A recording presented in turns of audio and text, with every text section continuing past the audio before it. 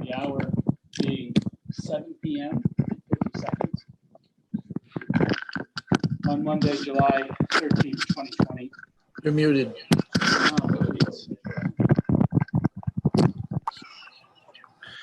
The hour being now 7:01 on Monday, July 13th, 2020. As mayor, I'd like to call the Laconia City Council meeting to order. Prior to starting the meeting, I want to read the introduction for electronic meetings. So if you can all bear with me for just a moment, we'll get through this. As mayor of the Laconia City Council, due to the COVID-19 coronavirus crisis and in accordance with Governor Sununu's emergency order number 12, pursuant to Executive Order 2020-04, this board is authorized to meet electronically. Please note that there is no physical location to observe and listen to the meeting, which was authorized pursuant to the governor's emergency order. However, in accordance with the emergency order, this is to confirm that we are A, providing public access to the meeting by telephone with additional access possibilities by video or other electronic means. We are utilizing the Zoom platform for this electronic meeting. All council members have the ability to communicate during this meeting through the Zoom platform, and the public has access to watch the live YouTube video at https://www.youtube.com/LaconiaNH. Listen to this meeting through dialing the following phone number, 1-312-626-6799, or participate by the Zoom app, webinar ID 894-8188-3700, password 796425. B, providing public notice of the necessary information for accessing the meeting. We previously gave notice to the public of how to access the meeting using Zoom, and instructions are provided on the City of Laconia's website at www.laconianh.gov. C, providing a mechanism for the public to alert the public body during the meeting if there are problems with access. If anybody has a problem, please call 524-3877, extension 249, or email at cityclerk@laconianh.gov. Adjourning the meeting if the public is unable to access the meeting. In the event the public is unable to access the meeting, we will adjourn the meeting and have it rescheduled at that time. Please note that all votes that are taken during this meeting shall be done by roll call vote. We'll start the meeting by taking a roll call in attendance. When each member states his presence, also please state whether there is anyone in the room with you during this meeting, which is required under the right to know law. Councilor Keating, Here and physically present. Councilor Whitman, I'm at my home and alone. thank you. Councilor Haynes, Here, physically present. Councilor Hamel, Here and alone in this room. Councilor Felch, Here and alone. thank you. Mayor Hosmer. In attendance, present in City Council chambers. This evening, we're joined at the City Council table by City Clerk Cheryl Hebert, City Manager Scott Myers, City Finance Manager Glenn Smith. Prior to going any further, I would ask that we salute the flag, and I'd ask Councilor Haynes to lead us in the Pledge of Allegiance. I pledge allegiance to the flag of the United States of America and to the republic for which it stands, one nation, under God, indivisible, with liberty and justice for all.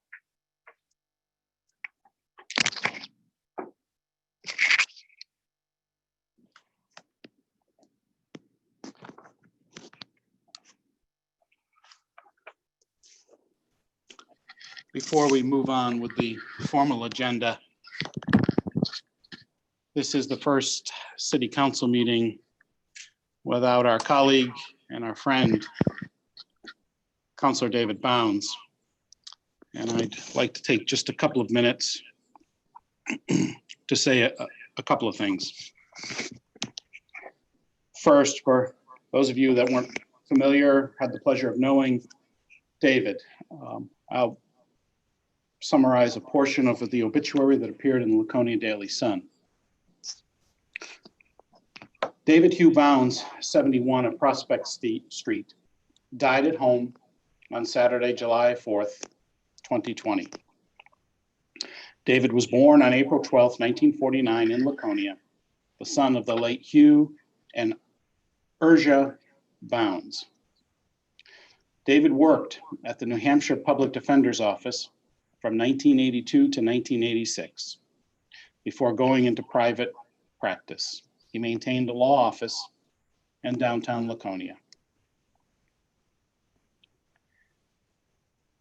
Revitalizing downtown Laconia was a passion of David's. His work with the renovation of the Colonial Theater tied into another of David's life loves, the theater. He took every opportunity to perform in and promote local productions where he built lifelong connections with his fellow thespians. Many will remember David's alter ego, Stubbles the Clown, from performing at local children's parties. David is survived by two sons, Ryan Bounds of Laconia and Patrick Bounds of Portland, Maine, a daughter, Emma Bounds of Rogers, Arkansas, a brother, Ernie Bounds and his wife Colleen of Laconia, a sister, Dr. Barbara McCletchy of Las Vegas, Nevada, and many beloved nieces and nephews. He's also survived by his loyal friend and paralegal who looked after him for 20 years, which, as perhaps Counselor Cheney would vouch for, probably wasn't easy. But knowing Anara, she derived great pleasure and value in her association with David. Now that's Anara Kessler, David's longtime paralegal and friend, who helped him run the law firm during his illness and being there in his time of need. Memorial services and graveside burial at Blossom Hill Cemetery in Concord will be determined at a later date. For those who wish, the family suggests that memorial donations be made in David's memory to the Colonial Theater Project, 609mainstreet.org, or the New Hampshire Campaign for Legal Services at 117 North Main Street in Concord, New Hampshire. I had the pleasure of knowing David for the last decade or so. I didn't know him as long as many of you have, or as intimately as many of you have, but I will say I valued and cherished our times together and the relationship we had. I think we can all agree David Bounds was certainly unique. He was colorful. He was passionate about issues. He was funny. And it was a rare trait for those of us who are involved in politics and public service here. David could laugh at himself. He was smart. He was wise. He was someone that I sought out over the past 10 years as I jumped into politics and trying to get involved more in the city. I valued that friendship. I think one of the things that occurs to me when I think of David just happened recently. We were involved in a battle here at City Council about an issue that David felt passionately about, and I certainly did as well.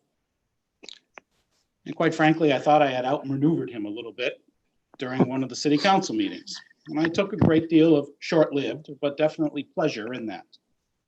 Little did I know he was lying in wait for me at the end of the City Council meeting, and he got me. He outmaneuvered me in a parliamentary procedure. I wasn't happy, and I described him in colorful language after I adjourned the meeting. And the moment I said it, I felt sort of foolish. And I knew the first thing I had to do was not only apologize to those that were present here in the chambers, but also to call David immediately, who was at home. So the first thing I did when I got in the car is I called him and I said, David, I am so sorry. And before I could say any more, David had a distinctive laugh, almost a cackle. And he started laughing. And he said to me, you know, Andrew, the way you described me, I can definitely be that way. And that's okay. And he said, so can't you, Andrew. And I still love you.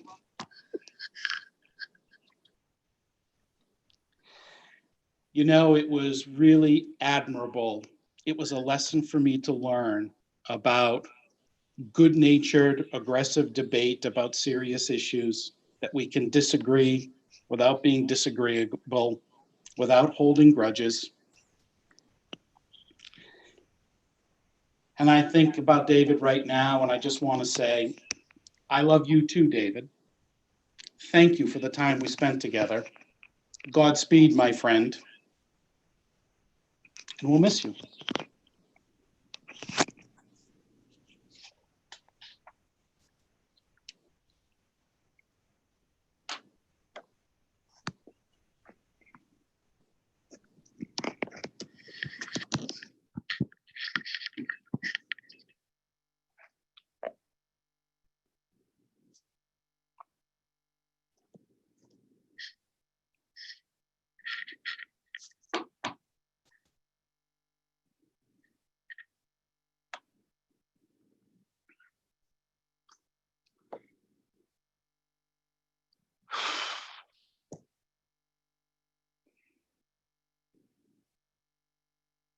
And with that, we move on.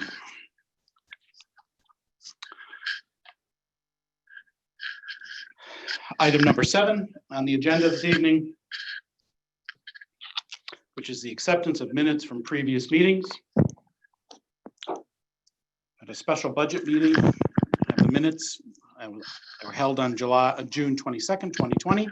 Minutes of the meeting were distributed to the City Council on Tuesday, June 23rd, 2020. With no corrections or changes submitted to the clerk, the minutes will be accepted as distributed.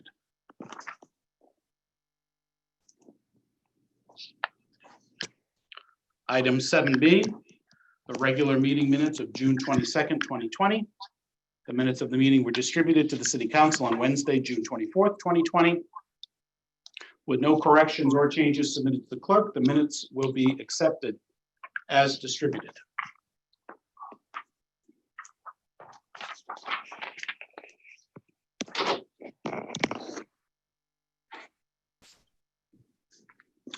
Item 7C, special budget meeting minutes of June 29th, 2020. Minutes of the meeting were distributed to the City Council on Thursday, July 2nd, 2020.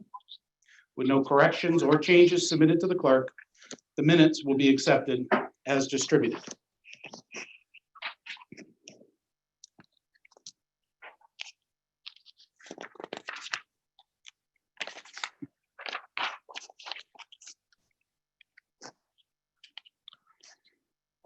Moving on to item number 9, which is citizens' comments for matters not on tonight's agenda. This is the opportunity for citizens who have something to say to the mayor and the City Council to raise your hand, either literally or figuratively, and let us know your thoughts. I'll take my time here and wait for my finance director to give me the signal if someone would like to speak. Mr. Daly. Good evening, Mr. Daly. If you can unmute yourself, we'd love to hear from you. Good evening, Mayor. Good evening, councilors. Thank you for taking the time to allow me to speak. My name is Thomas Daly. I'm a resident at 208 and 210 Layton Ave North in Laconia. I want to make the council aware of a specific process issue I'm experiencing with the Laconia Code Department regarding a demolition permit. I believe there's an opportunity to improve the city's processes here, and I would like to call it to your attention and also ask for your help in working around this specific issue. On May 28th, my general contractor, David Baer from Milestone Engineering, contacted the Code Enforcement Office by email, advising the office of an upcoming project on Lake Winnisquam where we will be tearing down 2 homes, specifically the home at 208 Layton Ave and the home at 210 Layton Ave, and wanted to find out about the turnaround times for demolition permits. The response that was received just a few hours later by the Code Enforcement Office stated that would depend on how fast each department gets back the form to the Code Department. Also, the testing for asbestos. And if testing is done beforehand, I can't see it take more than 8 or 9 days. In addition to that, if you pull up the Laconia Builders Resource Guide, which is available on the laconianh.gov website, that document specifically states that demolition permits can be turned around in 1 to 3 days. The specific issue that we're encountering in this case is that the homes that we wish to demolish were built in 1954 and 1957, and one of them has a square footage of 1,732 square feet. And that means we need to receive a sign off from the Laconia Heritage Commission. The challenge with this is that nowhere on the Laconia website or in the Builder Resource Guide does it state what you need to submit to the Heritage Commission, when you need to submit it by, how to get it onto their agenda. And this is all information that we've missed out in getting in place in time for the Heritage Commission's July 8th meeting. We originally reached out to the Code Enforcement Office on May 28th, and you can look at that timeline and see that we would have had plenty of time to submit that information had the had the city's documentation been clear on what the process was for engaging with the Heritage Commission. So I would like to suggest that the council and the town, the city, look at an opportunity for process improvement regarding the processing of demolition permits. But in addition, if the council can help work with me to engage with the Heritage Commission to arrange a special meeting of the Heritage Commission, so that way we can get our review completed, it would be appreciated. We're in a situation where, because of this lack of expectations being clear and the poor information that we received, we've gutted 2 functional homes in Laconia that are no longer usable. We're looking at a 4-week delay to get in front of the Heritage Commission at their upcoming August 12th meeting. And if we run into we may be in a situation where taking on those delays mean that we don't get to start any construction work until after the winter season. And probably no one ever wants to say this, but I would really love to have our new home available in Laconia as soon as possible. And we'll be happy to pay the new tax fees because the value of the property will go up. I'll gladly pay the taxes when it's time. But I just need to get this project unblocked in the short term. So thank you for letting me provide you with this information, and hope that we can work, 1, to improve Laconia's processes, but 2, if you can help me in this specific case, it would be appreciated. Thank you. Mr. Daly, thank you very much for your thoughtful feedback on this issue. It's not something I'm intimately familiar with, but I'll defer it to City Manager Scott Myers right now to address this. Okay. Thank you, Mr. Mayor. So probably within the hour, I have spent about 20 minutes on the phone with Mr. Daly and had a conversation with him, and offered to try to work with the Heritage Commission Chair tomorrow morning and look to schedule a special meeting to rectify this. I did agree that there was a process improvement, and our planning director, Dean Verfethen, was still here. And after my phone call with Mr. Daly, Dean and I chatted briefly about putting something on there regarding structures 50 years of age or older, and also of the square footage, I believe, greater than 750 square feet. Do need the review of that. So we will work through that meeting. Nothing says that the Heritage Commission has to issue a decision on a demo permit at that same meeting. So I've encouraged Mr. Daly as well to do whatever he can photo documentation wise to get as many different pictures, background information to help get the Heritage Commission from his perspective to a point where they could make a decision. So all of that was in the works and shared with Mr. Daly. Actually, he had reached out to Councilor Cheney first, and Councilor Cheney called me on it this afternoon, and I followed up with Councilor Cheney and then Mr. Daly tonight. So I believe we're doing everything we can, and we will be contacting the Heritage Commission Chair in the morning. Thank you, Mr. Myers. And Mr. Mayor, I should point out everyone that I have interacted with from the city of Laconia has been incredibly helpful and resourceful. Thank you. Thanks very much, Mr. Bailey, and we look forward to working on this. Thanks, Mr. Daly. Any other citizen comments for matters not on the agenda this evening?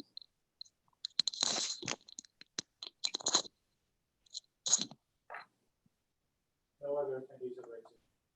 Thank you. Okay, so moving right along here, we'll be moving to number 13, which is the public hearing on the proposed project, which is the Laconia Housing Authority improvements to Sunrise Towers and wall renovations between Sunrise Towers and Sunrise House. Community, the discussion portion of this entails the community development block grant funds are available to municipalities through the New Hampshire Community Development Finance Authority. Up to $500,000 annually is available on a competitive basis for public facility projects, up to $500,000 for public facility and housing projects, and up to $500,000 for emergency activities. Up to $12,000 is available per planning study grant. All projects must directly benefit a majority of low and moderate income persons. This is a proposed application to the Community Development Finance Authority for up to $500,000 in Community Development Block Grant Housing Funds. The CDBG funds will be used for improvements to the Laconia Housing Authority's properties. The project includes 70 to 98 energy efficient and handicap accessible door replacement units with windows and other housing improvements at Sunrise Towers. Also a wall renovation between the upper and lower parking lots between Sunrise Towers, 25 Union Avenue, and Sunrise House, 423 South Main Street, to enhance accessibility for all tenants, especially those with mobility issues, to allow them to access service amenities at both properties. The clients at the properties are of low and moderate income and with disabilities. This project conforms with Laconia's Housing and Community Development Plan's goal of 1, encourage a varied stock of safe, sanitary, decent, and affordable housing for persons of all age and income groups. Notice of the public hearing was made available on July 1st, 2020 edition of the Laconia Daily Sun and posted at City Hall, Community Center, and Laconia Public Library on June 29th, 2020. The fiscal impact on the city of Laconia is none, and this report was submitted by Cheryl Hebert, City Clerk. Action on this item will be taken up under unfinished business at the conclusion or near the conclusion of tonight's meeting. I'd like to open the public hearing at 7:23 p.m. and 43 seconds and allow for anybody from the public to speak if they wish.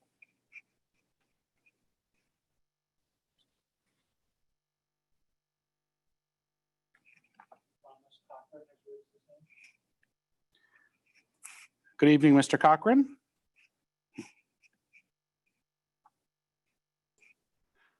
Thank you very much, Mayor. On behalf of Laconia Housing, I wanted to thank the Mayor, City of Laconia, and the City Manager, Scott Myers, for allowing us to submit an application for consideration. I am Tom Cochran, Executive Director of Laconia Housing. Our agency, which provides roughly 6% of housing services to our city residents, has been aggressively enhancing our property assets for the good of our tenants' quality of life. Our agency staff, along with our board, has made it a strategic goal to update our buildings and properties for the useful enjoyment of our tenants. At Sunrise Towers over on Union Avenue, a 98-unit low-income public housing property, we have concentrated our capital program efforts in establishing the required platform to provide the quality of life amenities to our tenants. These renovation efforts have included establishing a space for a support service office where tenants meet with their health agency partners and also our own support staff to ensure proper services can be received. We also renovated our community room, our dining room areas for tenants to share in community events. We've also established a tenant laundry to bolster independent living setting that is so important for all of us. With our New Hampshire Saves partners, Eversource, as well as Liberty Utilities, we've built a program to provide internal energy saving enhancements like air conditioning, window replacements, lighting program efforts to ensure the property can support the quality of living standards we all look forward to nowadays. The CDBG grant efforts complements the capital program work we already have undertaken and assist in completing the work at the Sunrise Residential Living Campus in providing energy efficiency and the much needed accessibility requirements not thought of back when the building and campus were first constructed back in the 60s. Wheelchair accessibility through Sunrise Towers building and on campus is a paramount objective for all our tenants' needs. Our agency addresses, when required, much needed unit accessibility, doors, doorways, bathrooms, etc. The CDBG comprehensive replacement of the unit balcony doors in Sunrise Towers will provide the accessibility solution for tenant enjoyment of their home, along with energy efficiencies to be realized. The Sunrise Towers wall renovation will marry the upper and lower parking lots for pathway accessibility to promote gathering and seating areas for tenants to stay on campus for their quiet enjoyment. Tenants of both Sunrise Towers and the newly built Sunrise Towers tenants will be able to enjoy the campus-like setting to its fullest, while at the same time have full accessibility to all the necessary support services within the both buildings. The work at Sunrise Residential Living Campus has also been established to complement our business neighbors on their properties, Melcher and Prescott and Best Western, to transform the welcoming entrance into Laconia downtown in a little over 2 to 3 years.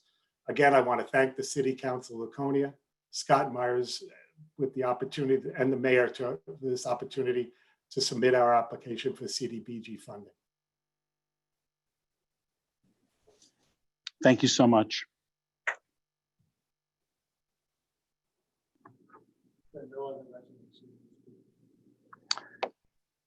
Seeing no other requests to speak, I'll declare the public hearing portion closed at 7:27 p.m. Moving on to item 13B, which is the public hearing on the residential anti-displacement and relocation assistance plan for the proposed Lakes Region Community Developers Project. This project may require temporary relocation. If required, tenants would be temporarily relocated to a unit on site or a local hotel. The plan outlines the measures they would take to find comparable, suitable housing for persons or businesses displaced or relocated. Lakes Region Community Developers will pay temporary relocation costs for eligible households. Notice of the public hearing was made available in the July 1st, 2020 edition of the Laconia Daily Sun and posted at City Hall, Community Center, and Laconia Public Library on June 29th, 2020. There's no fiscal impact on the city of Laconia. This report was submitted by Cheryl Hebert, the city clerk. This will also be taken up under unfinished business this evening. I'd like to open the public hearing at 7:29 p.m. And if anyone would like to speak, now is your opportunity.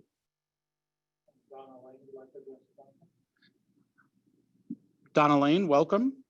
Glad you could join us.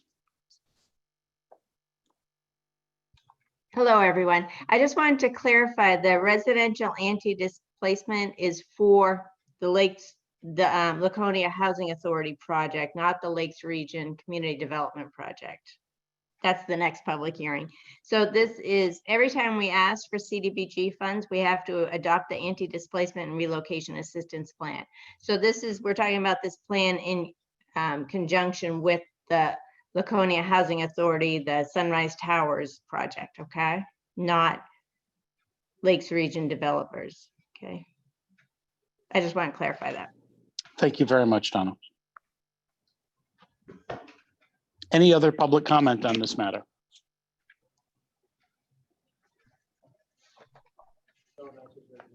Thank you. Seeing none, I'll declare the public hearing closed at 7:30 p.m.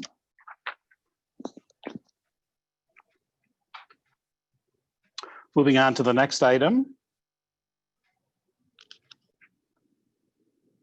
13C, which is a public hearing on the progress on Lakes Region Community Developers CDBG 8587 Elm Street property renovation. The Lakes Region Community Developers project entails renovations at 8587 Elm Street, a 4-unit property. The unit needs a complete rehabilitation, and the project includes roofing, siding, repairs, and replacement of a fire escape. The project is 70% complete. Notice of this public hearing was made available in the July 1st, 2020 edition of the Laconia Daily Sun and posted at City Hall, Community Center, and Laconia Public Library on June 29th, 2020. There is no fiscal impact on the city of Laconia. This report was submitted by Cheryl Hebert, City Clerk. And there is no City Council action necessary on this item. I'd like to open the public hearing at 7:31 p.m. And if anyone would like to speak, now would be the time for you to do so.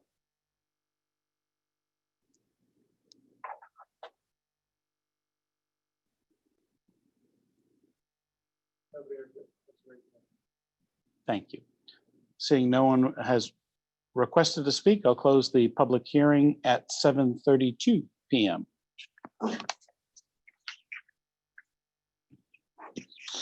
Moving on to 13D.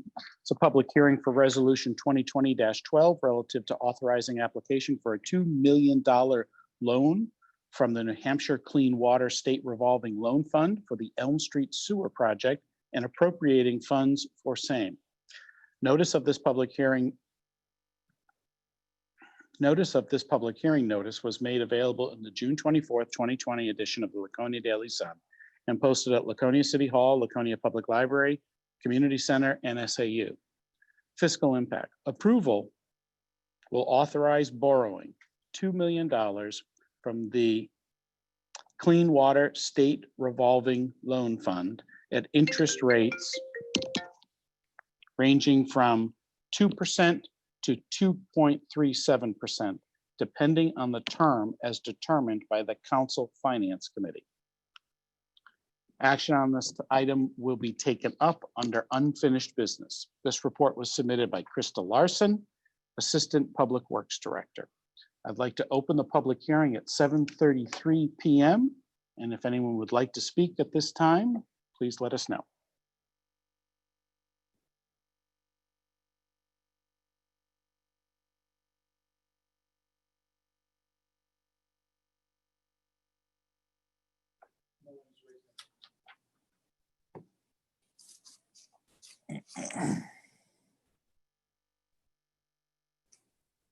Seeing no one is requesting to speak, I'd like to close the public hearing at 7:34 p.m.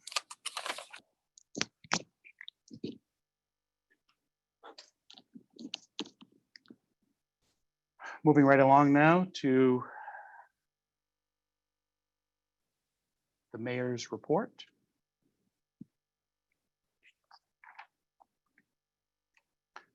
Just a couple of brief items this evening, and as we know, there's an awful lot of good stuff happening here in the city.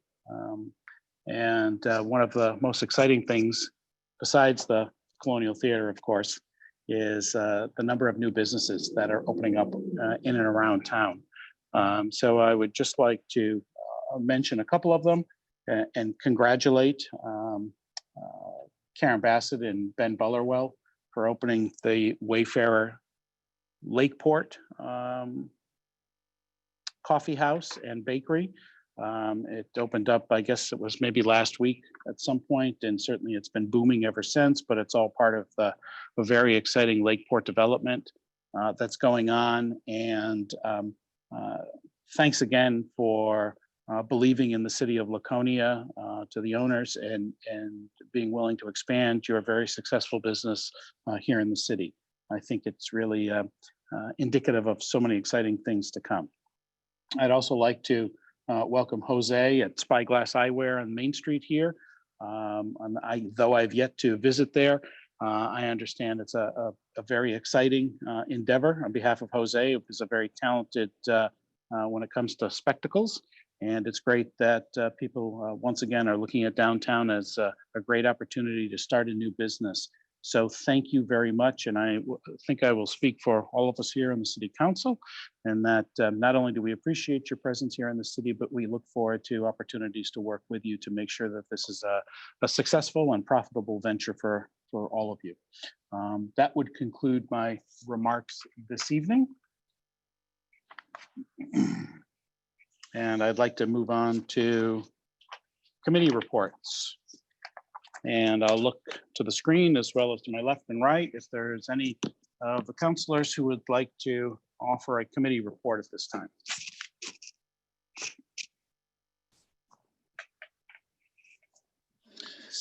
Oh, hello, Councilor Lippman. Yes. Yes, just would note that the Finance Committee will be meeting immediately following this meeting to review some refinancing opportunities for the city on existing debt. Thank you, Councilor Lippman. Seeing no other reports at this point, I would move on to liaison reports. Any liaison reports?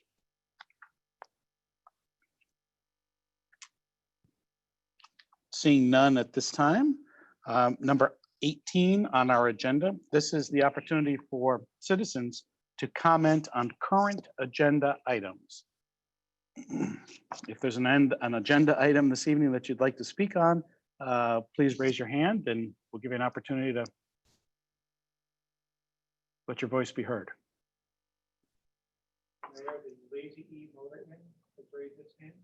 Terrific. Lazy E, you're on the air. Thanks for joining us. Hello, and thanks for letting me talk. Certainly. Welcome. Can you just identify yourself? Name is Les Schuster from Lazy Motor Inn. My wife Linda is also here. We've operated Lazy for 21 years. And I'm still dismayed that we're talking about Bike Week and possibly ending it this year, because all the numbers in New Hampshire seem to be going the right way, which is great. Everybody in, I think our businesses have all done a lot of work to utilize social distancing. I mean, for example, our hotels, we use a no contact check-in. People show up to the door, they grab an envelope, they go to their room, we never even talk to them. And when they're done, they leave their paperwork in the room and we collect it. And we never sometimes even talk to the people that are checking in. And, you know, I think that's the kind of thing that Charlie's talking about doing for Bike Week. He's talking about having hand wash stations or sanitizer stations and handing out masks and all kinds of things that are, you know, very supportive to what everybody is suggesting is the right thing to do for everybody's health. And I think that's the right way to manage events and areas. And one comment I have about, I keep hearing people's comments about July 4th having been not a lot of social distancing. And although I wasn't in the thick of it because I'm running my businesses, when I did go through, I didn't see, you know, I kind of half thought that Laconia would have put up signs on the poles about social distancing like the state's required that we do in our businesses. And I haven't seen any real action from the city as far as what they're doing to promote social distancing. And I may be not educated to what the city is doing, but that's the kind of thing that I'd like to see happen instead of stifling the area with, you know, killing events and things like that. So that's kind of what I had to say. And obviously, depending on how the agenda goes, I might like to speak again, but that's the only thing I had that I didn't say last week. But thank you. Mr. Schuster, thanks very much for letting us know your thoughts. We greatly appreciate it.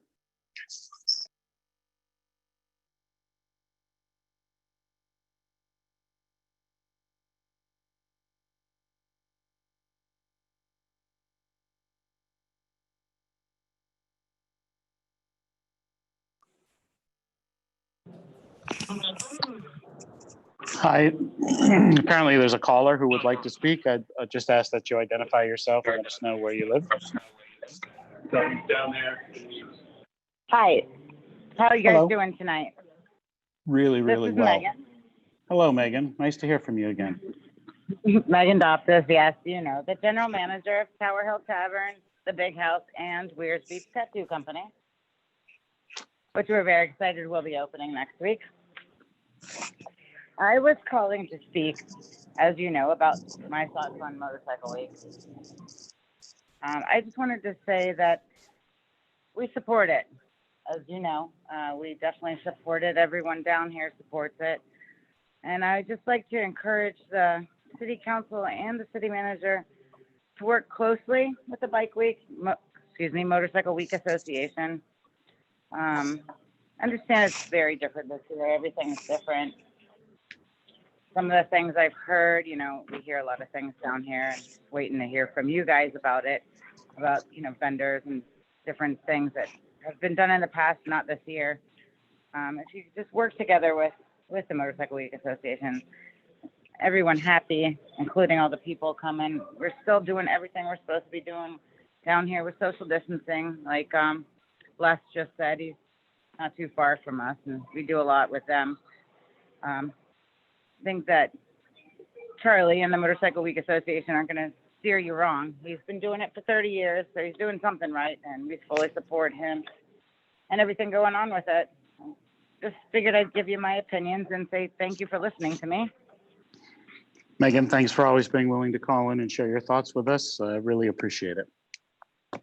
And we appreciate you. Thank you.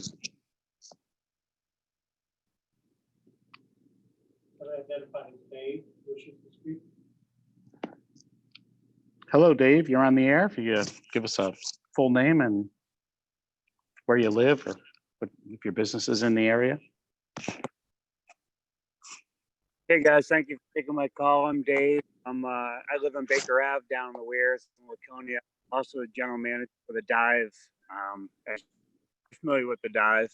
I just wanted to call in for Charlie. It sounds familiar. And Megan and yeah, the Dive may have been, I think it was on a price this year. But yeah, we're super want to support the bike week this year, just the way it is. You know, clearly this year, you know, the economic downturn of COVID had a great impact in this. You know, I'm here already.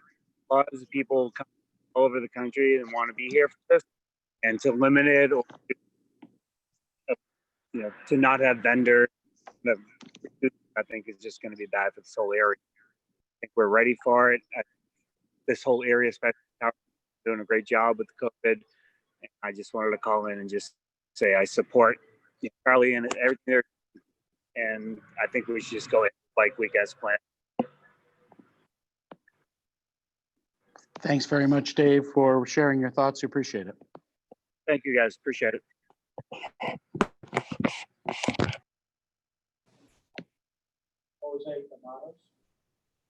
Mr. D'Amatos, welcome.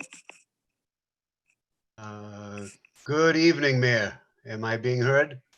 Loud and clear. Thank you for your time. I'm very disappointed this evening. I was really hoping we'd be able to see you all face to face, or should I say eye to eye, but here we are still Zooming. As you know, I sent this to you all today, but I wanted to read it for the public and also put it into record. I wanted each of you to know that I share the concerns that some of you have regarding the safety and well-being of our city employees, tourists, hospital workers, our families, friends, and ourselves, with all the challenges that COVID-19 has presented to us. You are all very well aware of all the anxiety, stress, and economic hardship that this has placed on so many of us here and elsewhere. Everyone understands that we are living in a completely different world than just a few months ago, and no one is expecting Motorcycle Week to look anything like it has in the last 96 years. Motorcycle Week is not about packed beer tents or vendors all jammed on Lakeside Avenue. It's about riding motorcycles in the open air of our beautiful state and being with your family, friends, and fellow motorcycle enthusiasts. I urge you to please work with the Motorcycle Week Association, local business owners, the state, and city department heads to ensure the most organized and safest motorcycle week possible during this pandemic. I see no difference, nor should there be, between my guests that were just here enjoying everything that our area and our state has to offer during the 4th of July, and my guests scheduled in August looking to enjoy the same thing, but on 2 wheels. I trust you understand the economic importance of these days to us and so many businesses, employees, our city, and the entire state of New Hampshire. Motorcycle Week can occur safely with open-minded, honest, logical communication between all parties and all the policies, procedures, and guidelines that all of us are already living with every day. Thank you for your time and consideration. As always, Mr. D'Amatos, appreciate your thoughts. Thank you for taking the time to share them with us.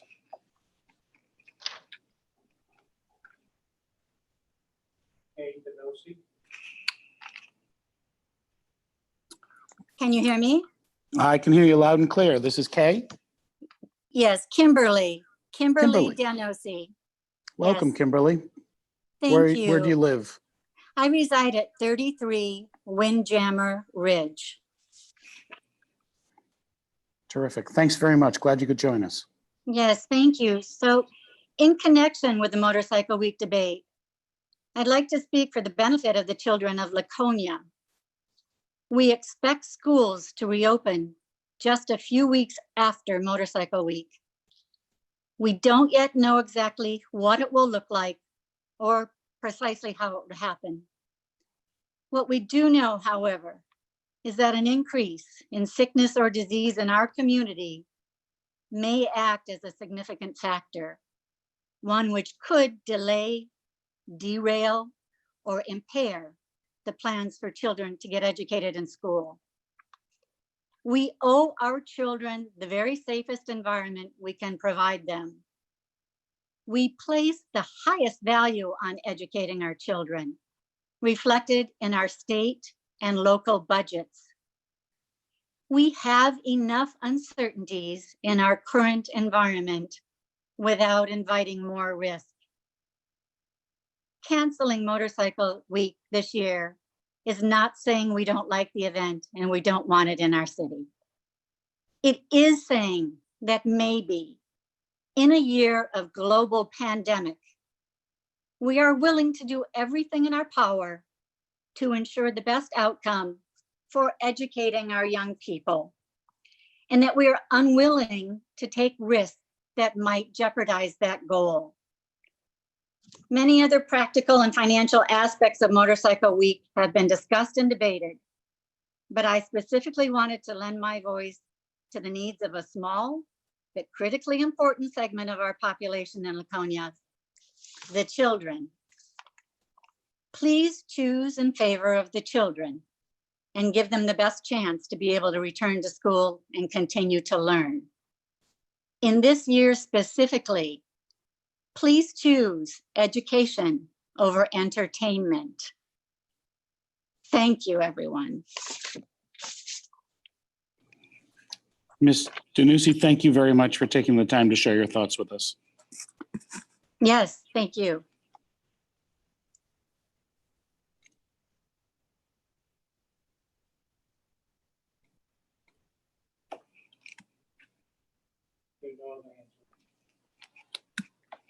Seeing no other requests to speak, thank you to everyone. Let's move along to number 19, which is the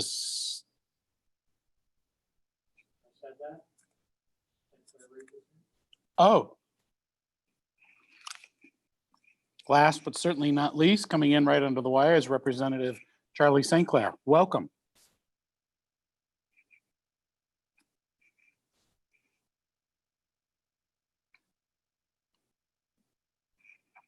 He's muted.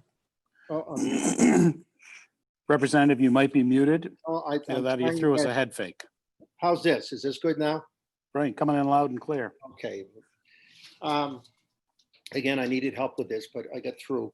I just spoken to several of you at other times about the association, you know, what we feel we can do as the association working with the city and on any other agencies, be they county or state, to ensure that whatever we end up doing for Motorcycle Week, we can make the arrangements to make it a informed rally. In other words, when I say informed, that we quickly advertise and get the word out as we have been doing, that besides the fact that the rally is going to be different this year, we will be expecting all of our visitors to, work with everybody, social distancing, wearing their masks, washing their hands as much as possible. And we know that many of the businesses around the city now are in fact encouraging their customers to do that. I don't see anything changing with that. We know that this year will be different. I think Jose mentioned that. We don't expect the numbers we had before in previous years, and that's okay. And I know there is some decisions to be made about not having vendors around in the city, outside vendors, et cetera. And that's okay, because if nothing else, most of the visitors that come here are encouraged to ride around the state and do what they normally do on their motorcycles. And I think that's a great thing. But the main message I wanted to have to everybody is that the association stands ready to work with the city to make things happen in a smooth way this year. We certainly don't want, whether it's the children of the city or the residents of the city or anybody, to feel that or be exposed to something that they don't want to be to. And that's why we plan to have our local businesses and even outside businesses work with all CDC guidelines. I mean, that's not just Motorcycle Week. That was last week on the 4th of July. We all know how busy it was at not only Weirs Beach, but in the whole state.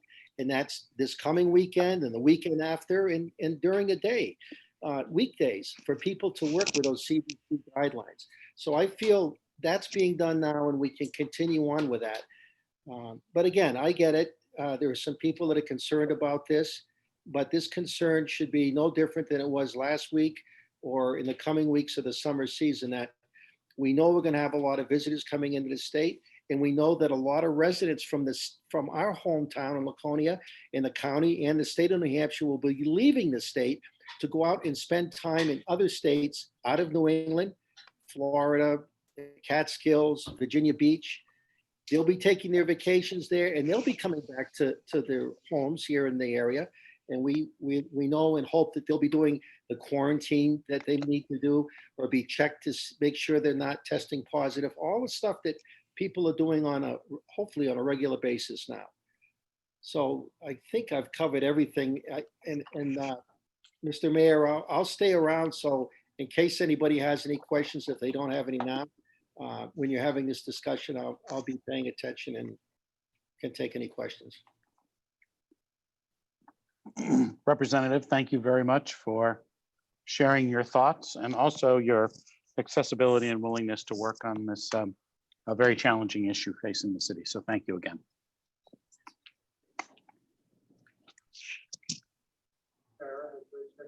Who?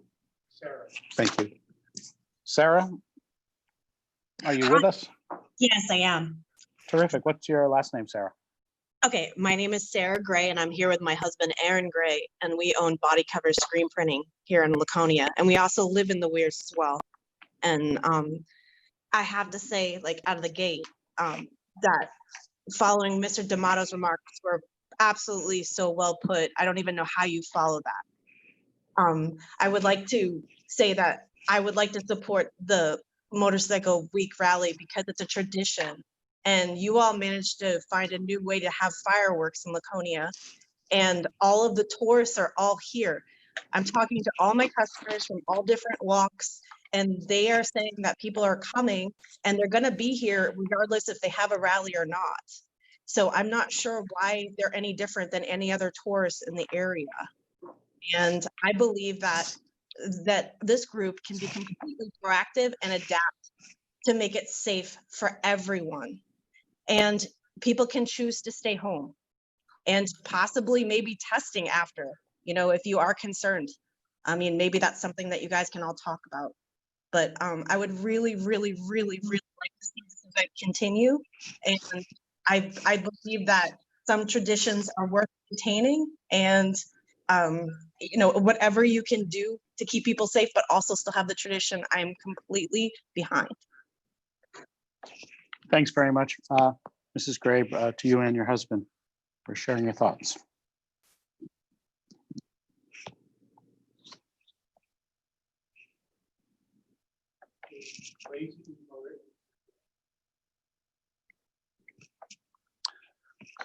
Mr. Schuster, if you have something else you'd like to add, please speak up now. That'd be great. Thank you very much. I think it's exciting to hear the consistent feedback from your community or our community that, you know, bikers aren't any different. They aren't more contagious. They aren't more dangerous. And I was a little taken back by the school reference, and that being, if there was ever an event that doesn't affect school children, it should be Bike Week. If there was ever an event that doesn't go near the schools, it's Bike Week. If there's ever an event that is so far from the children, it would be Bike Week. So if we are truly worried about our children in school, then certainly the city has every right to impose controls on people that are working for the schools and asking them not to attend any kind of large gathering, whether it be 4th of July, or whether it be Bike Week. But to tie one to the other, I actually find somewhat offensive. As someone said, bikers aren't more contagious. I ride, I have for years. I've never felt as though I'm more dangerous than the guy next to me that drives the car. I don't understand the prejudice, and I find it offensive. Well, I'm sorry you find it offensive. I don't think that was the intent that any of us here in city council chambers took. I don't believe that was the intent.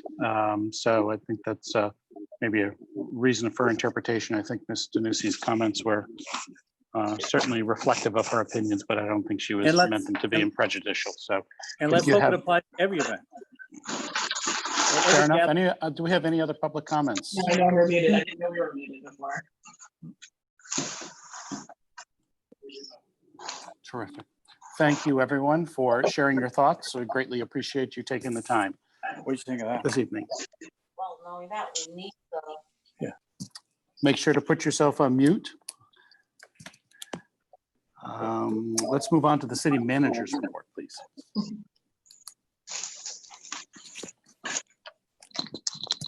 Thank you, Mr. Mayor. So included in your packet tonight, we have the financial and operational trends report. I'm going to go through this for the most part relatively quickly, I hope. I know we've got bigger items going on. We saw a little bit of an uptick in our building permit value came in the month of June. So 5.8 million, the current assessing year beginning April 1st. That puts us about $2 million over the pace where we were a year ago. The fire calls on this page and also the police calls on the next page have started to get back to a traditional level of normalcy. I think part of that is summer season and also just with the opening of some of the various businesses in different sectors, we're getting more people out and about, and therefore the calls come in as well. On the bottom of the first page, the public assistance data, you again can see that the welfare dollars remained low for the month of June. As I've mentioned before, we think this has a direct correlation to some of the eviction and utility shutoffs that were put on hold. And then more recently, some of the funds that were available from the state, both for landlords and renters through various programs to keep people being able to pay their rent and landlords being able to collect. On the second page of the report, you can scroll down toward the bottom, you can see property tax collection. So this report runs through June 30th. Our taxes were on a due date of July 1st. So we will play a little bit of a catch up once we get the report in your August packet. So we were just about 84% collected of our target for property taxes. So that puts us in an okay range. On a traditional year at the end of or by the due date, we typically see somewhere about a 10 or 12% lag in the collection. But that usually self-corrects itself within 30 days and we get down to a more traditional 3 or 4% of taxes outstanding. So this is not alarming for us at this point. And again, with the timing of this report running through June 30th and the due date of taxes being July 1st, just puts us one day out of sync. Motor vehicle registration. So for several months now, I've been talking about we've been quote unquote missing some vehicles, and whether it's people that hadn't registered and because they wanted to do it in person, didn't do it online for whatever reason, or a combination of the extension on the 20-day plates that began in early March, mid-March for issuance, that was extended all the way to the end of May. And then those folks finally came in and registered. So you can see we actually registered about 60 more vehicles in the year we just closed than in the prior year. And of our targeted revenue to date of 3.125 million, we were just about $100,000 above that. So we ended up hitting our revenue and about 4.5% over. And again, we would expect that number to tick up a little bit as we kind of close out the year for people who didn't make the June 30th deadline and they spill over into July. The overtime report is there. Just one quick note is a percentage of that in various departments. We are either have applied or will be applying for reimbursement through some of the various programs that are out there. So there's nothing that jumps out at us as being out of the ordinary, especially with some of the information we shared with you over the past months of additional details, or in situation where we've had staff quarantine and needed to bump up off-duty staff coming in. Not a whole lot of change on the balances, the impact fees. So we'll go to page 5 of the report. The boat taxes, you can see, actually came in just short of 15% over target. We've heard from a lot of folks that with residents not traveling as much, not going on vacation, we've heard stories of the boat industry, boat sales being huge, of pool installations being very busy, and some of those dollars are being spent in different manners than they have in the past. So that was a very positive sign on the boat tax coming in. You can see the EMS billing history on the bottom. Again, number of calls that have gone out in June this year was 320. That compared with 346 last year during that same month. So again, you can see the increase from where we were in April at 237, March at 262. Again, kind of getting back to that more open society and more routine activities best we can. You're seeing some of those calls tick up. So we will continue to monitor that. Again, we know there's a significant lag in how we collect revenues through our ambulance billing. But if you turn to the very last page, you can see the whole prior year is still there. We run just short of 70% collection. So we've had a good trend going back for that full year and this year to date. So we see no reason why that shouldn't line up. There was one silo of money, if you will, for EMS reimbursement specifically that we have applied for, and it came into 2 rounds that can help make up for some of the revenue. We think that's going to be in the area of about $55,000 in revenue coming into offset lost revenue specific to EMS billing, but we will continue to monitor that. And with that, that would conclude my report. I'm happy to take any questions on that or anything else anybody may have tonight.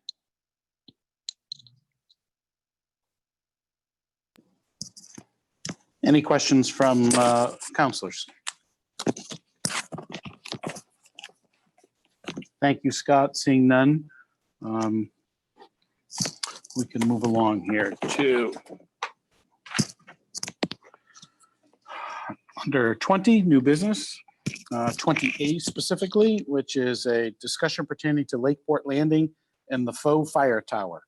That'd be a tough one to say 3 times smoothly, faux fire tower. So I will, at the June 22nd, 2020 council meeting, Councilor Cheney requested that this be added to the agenda to seek input from council as to whether further action should be taken. So at this point, I'm happy to turn it over to Councilor Cheney. Thank you, Mayor.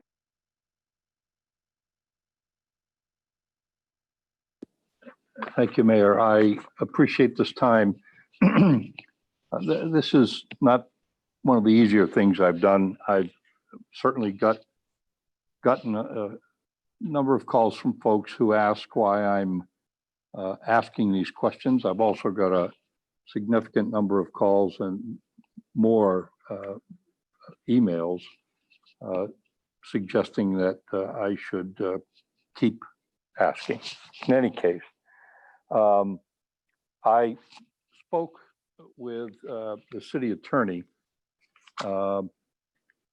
back in April, late April, early May, and provided her with some paperwork which she told me at the time she had not seen before. And she then sent a letter to the city manager, a portion of which I'd like to read. She said, "It is clear that everyone's understanding was that the hose tower would look like brick when all was said and done. However, the wording in the purchase and sales agreement requires that the renovations be done in accordance with the vote authorizing the sale of the property. The vote authorizing the sale of the property requires that the final design, quote unquote, closely resembles the rendering in the proposal. This, of course, is subjective rather than objective, a standard." She says in another part,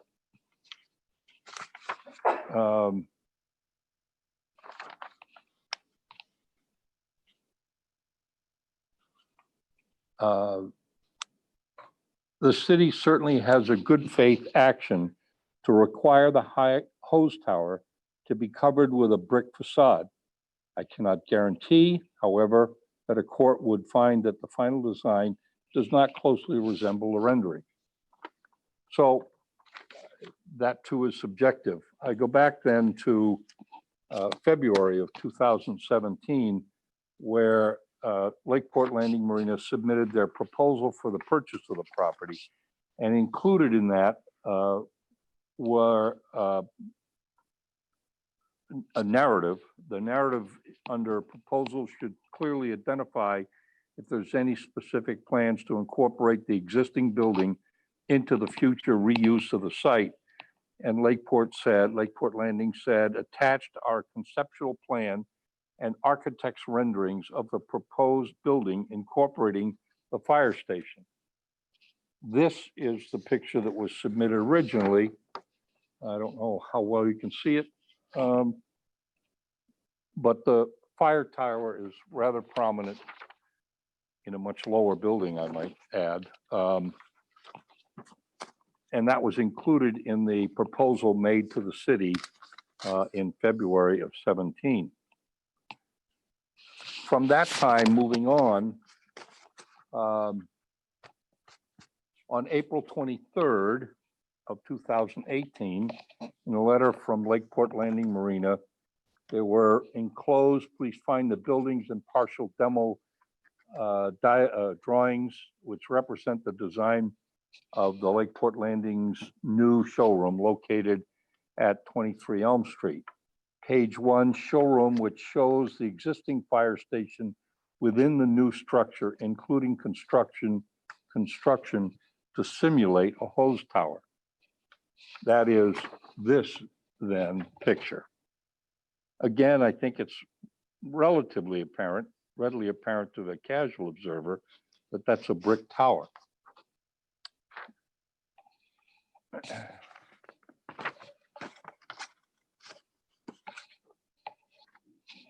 Moving on, I've reviewed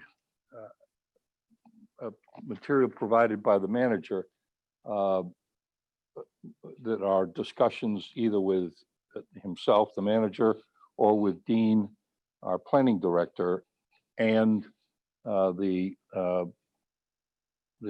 owner of Lakeport Landing Marina. Going back to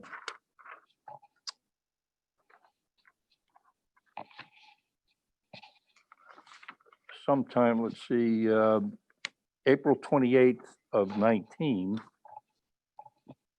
a email was sent to Ms. Blizzard. In it, Dean says, a couple of city councilors have asked on several occasions when the brick covering of the faux fire tower will be installed. She responded, I believe the faux hose tower and the landscaping are the only two items left outstanding.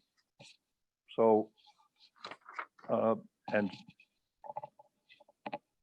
on another occasion, she said, do you have any paperwork that you can send me that states we would build a faux brick hose tower. Sorry to make more work for you, but my alternative solutions do not include brick. That memo was again on August 28th. What I feel to be late in the process of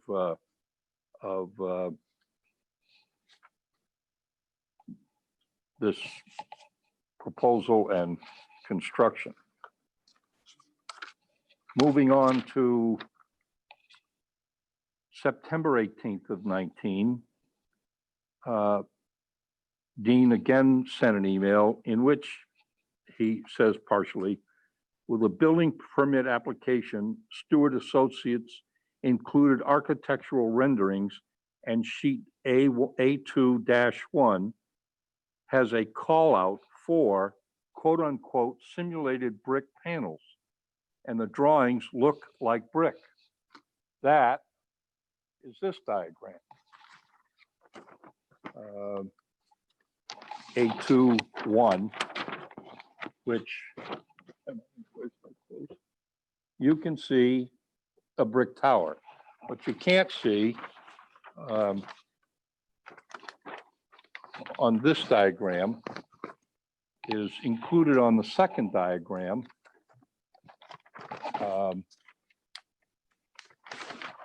Hopefully you can read it.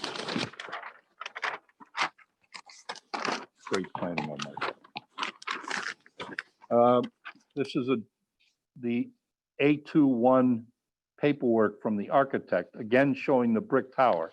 And if you look closely here, you can see an arrow pointing to the tower, and the inscription says simulated brick panel. So I don't think it's questionable that even the architect anticipated brick panels. Dean went on to say, so I think it's the combination of both the original proposal and the later drawings that created the expectation that the fire tower would look like brick.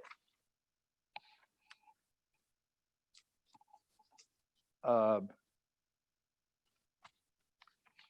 see here. I apologize.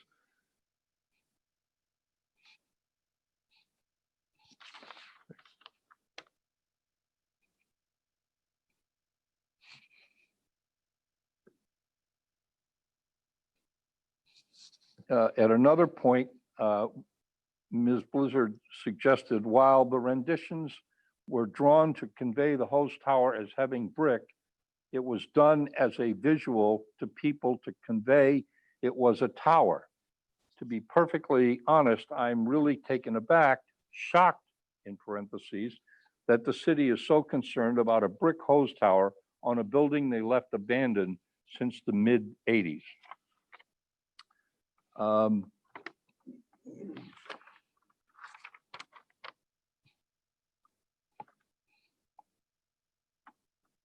Trying to find the end of.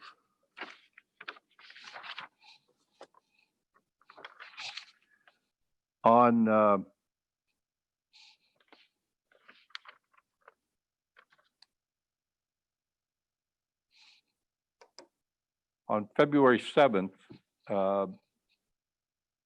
in a note from Erica Blizzard to the city manager, the second paragraph states in part, quote, the purchase and sales agreement shall be based upon the proposal submitted on February 7th, 2017, and with the final design approved / constructed to closely resemble the rendering in the proposal. I have reviewed every rendering supplied by Stewart Associates, including the one submitted on February 7th, and not one of them fails to represent the hose tower as read, and in fact, on the rendering dated the 18th of April, identified as A21, page 2, specifically shows an arrow pointing to the tower with the notation, quote, simulated brick panels, end quote. I apologize. I may have suggested this was the city manager's note, and it was mine. if the city or Ms. Blizzard can produce any renderings that represent the tower as black or gray, I will apologize for continuing to question why the tower is not simulated brick panels. But I believe the city has a case for requiring the simulated brick panels offered in every rendering of the proposal of the proposed building. I would point out that no one has produced to today any rendering of that building with anything other than a simulated brick tower. Therefore, I think it's an obligation of the city to require Ms. Blizzard, Lakeport Landing Marina, to finish the project in the style that they submitted to the city and led everyone to believe was going to be a brick-faced tower.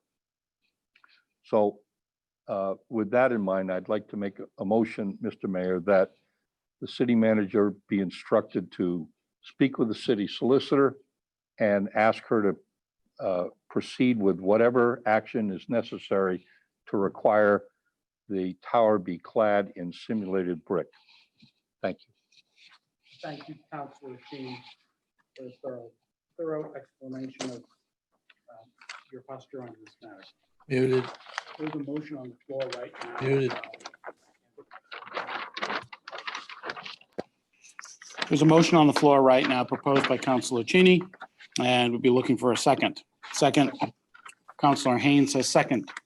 The motion. Discussion. Councilor Felch. I understand that this is somewhat of a sentimental value for Armin Baldick.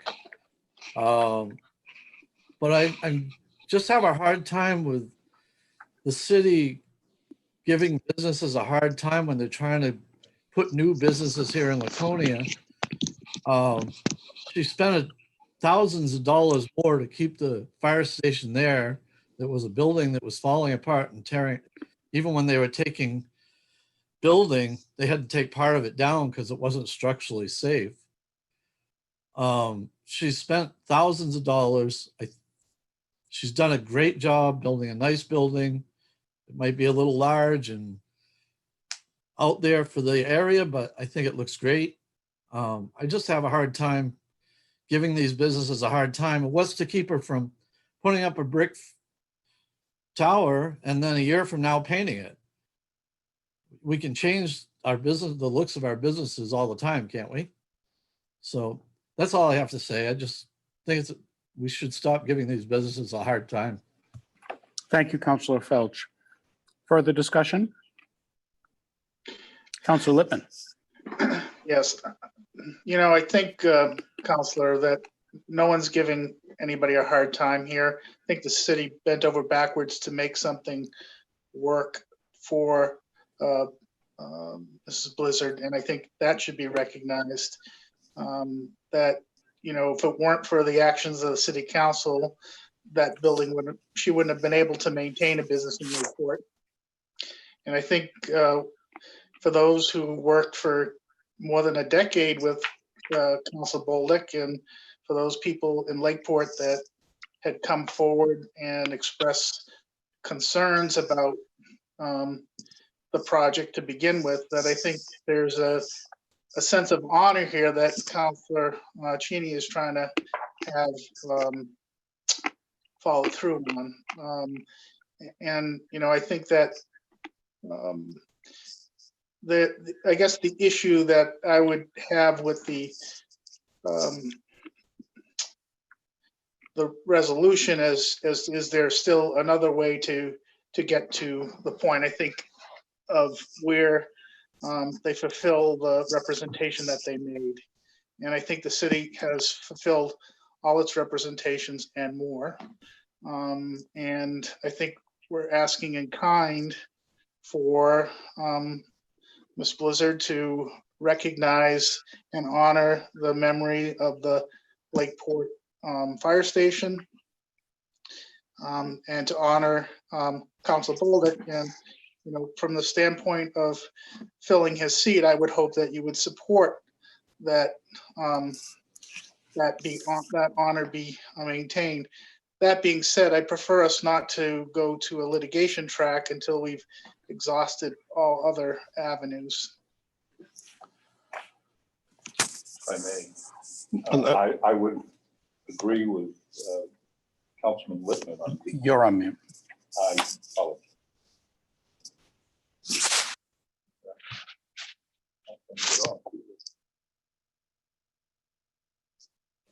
There we go. Can you hear me now? Yes. Okay.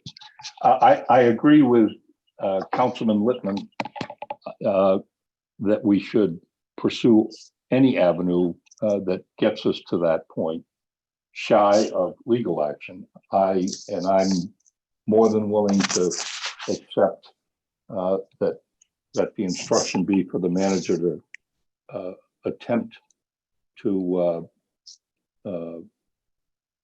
negotiate this issue, and that failing that, we seek legal action.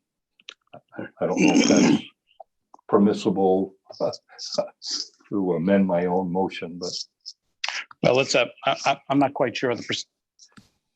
I'm not quite sure of the procedural motion there, but Councilor Hamel has raised his hand as well. Thank you, Councilor Cheney.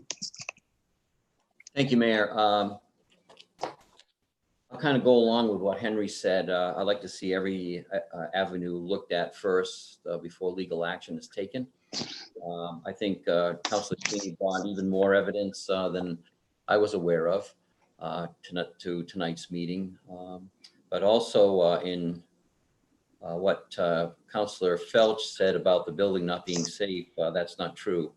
That building was very safe. And the reason that part of it was taken down was so that she could put a 3-story building there. The original station would not hold 3-story. But if anybody watched them taking down that tower, it didn't come down very easy. But that's the reason why maybe a third of the building was cut off, was because what she wanted to put in the back there, which she got through. I think part of the other problem is that, unfortunately, I think when the occupancy permit was given, that they probably could have done a better job as far as looking into what it was supposed to look like at the time the permit was given, and that when that wasn't completed for quite a while, that planning department made the expectations of what was supposed to be there. So I agree with Councilor Cheney, but I think I would rather see more discussion done instead of a legal action at this point. Thank you. Thank you, Councilor Hamel. Councilor Haynes, did you want to speak? You're on mute.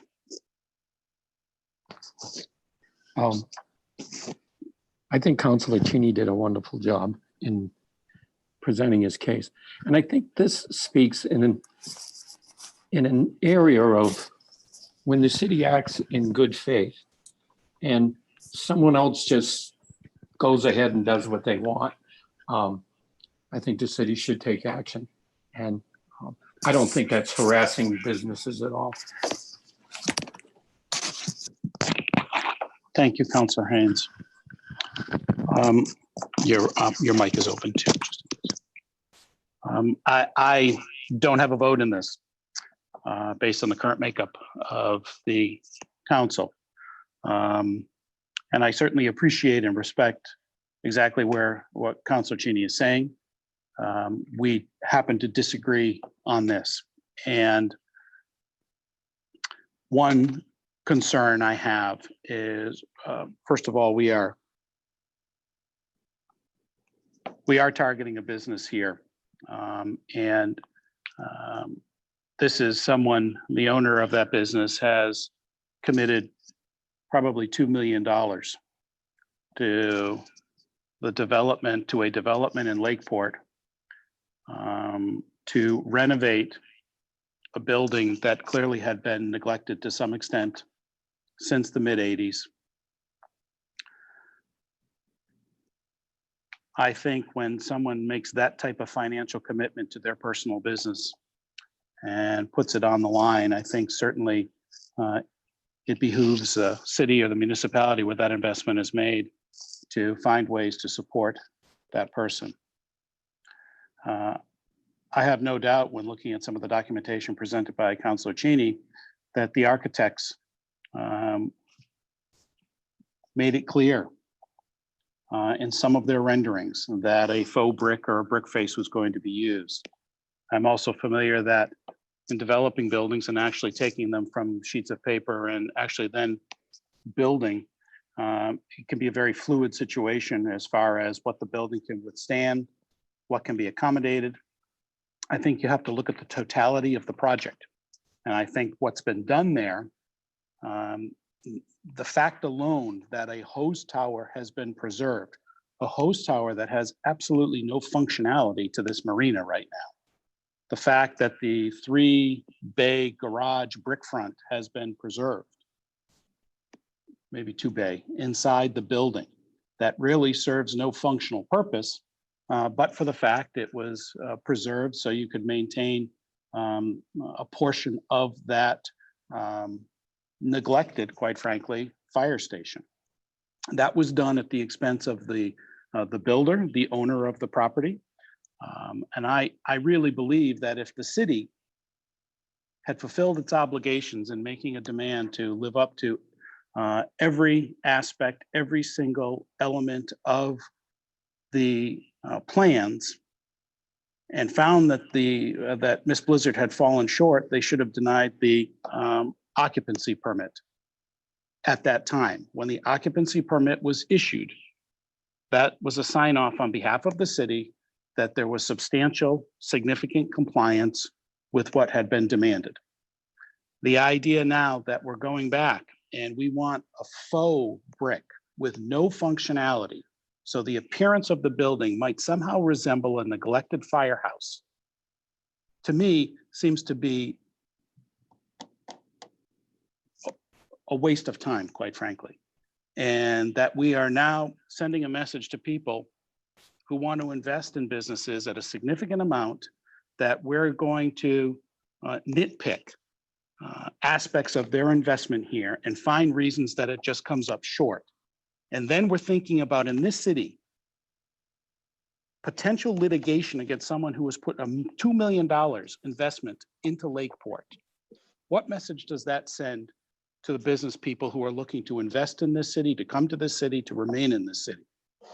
I think what we're doing right now is folly. If I had a vote in it, I wouldn't support it. And I think the idea that honoring the memory of Armin Bolduc, I think we all hold Armin in high esteem. The idea that we've preserved this firehouse, the idea that we've done things in this city in his honor is very significant. Pushing somebody into a corner and telling them how they should vote in order to honor a previous counselor who sat in that seat is uncalled for. And I don't think it has any place here. I think we are all elected and we are called upon to make up our own minds here based on the relationship we have and the responsibility we have to constituents. That being said, those will conclude my remarks. Mr. Mayor, I'd like to. Yes, absolutely, Councilor Littman. I'd like to correct the record here. I don't think what you just outlined as the record of the building and the history to this point is accurate. And I don't want to debate the history here. I do think that I was been on the council a long time, and I think we bent over backwards as a city to make this work for the Blizzards. Furthermore, there were certain ethical and moral representations made about it.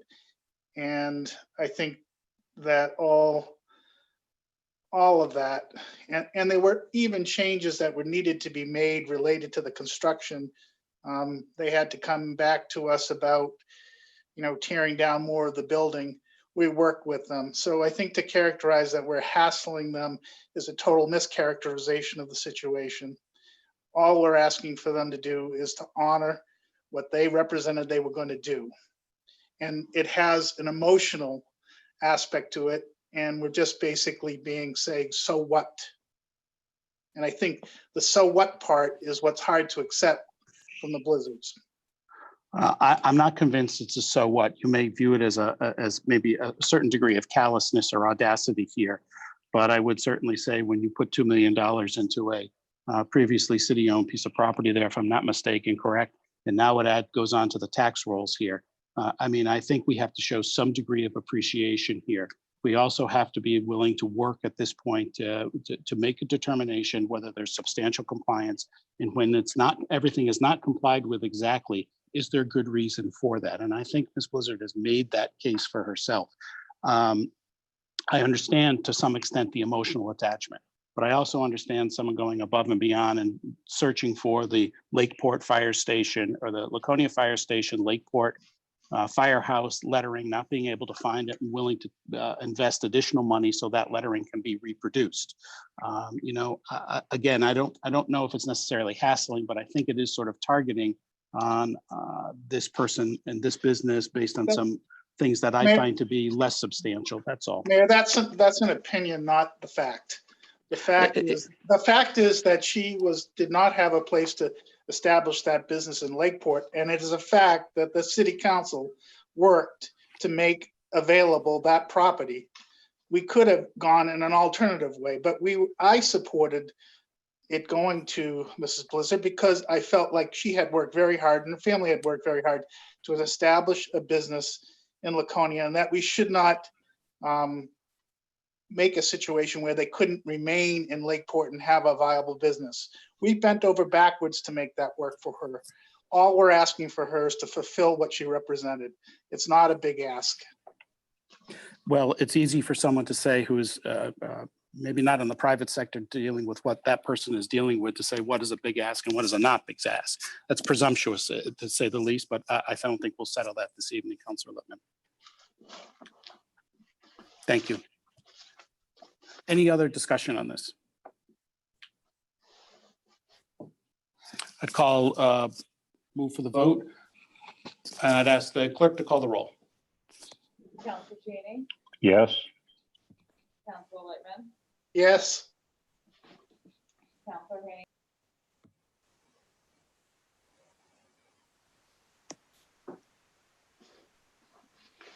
Councilor Hamel, I want to have that motion clarified. Is it a motion to ask the city manager to take legal action? If I may. Please do, yeah. It was my intent, after we discuss this, that we instruct the manager to seek cooperation from Lakeport Landing Marina to provide the brick face. And whatever effort he feels appropriate to try and get that done is fine with me and I hope everyone else who votes. But if no agreement can be reached, I would instruct the manager to seek legal action. I guess my only question on that, and still awaiting Councilor Hamel's vote on this, is Scott, allocation of funds to commence legal action. Should that come back before the city council so we have some estimate as to what the city is looking to spend on this issue? I can certainly try and bring you estimate, obviously depending on how this should proceed and how many steps and where it goes within the legal system, you know, will be a lot of unknowns there. So once I exhaust, or if I exhaust all options, I will inform the council of that and give you a best estimate of cost on the next step and have an opportunity for the council to weigh in before I take that. Thanks very much. Councilor Hamel, does that satisfy your inquiry? As long as it comes before the council, before any further steps are taken, I'll vote yes. Is that a friendly amendment that's being offered? Yes.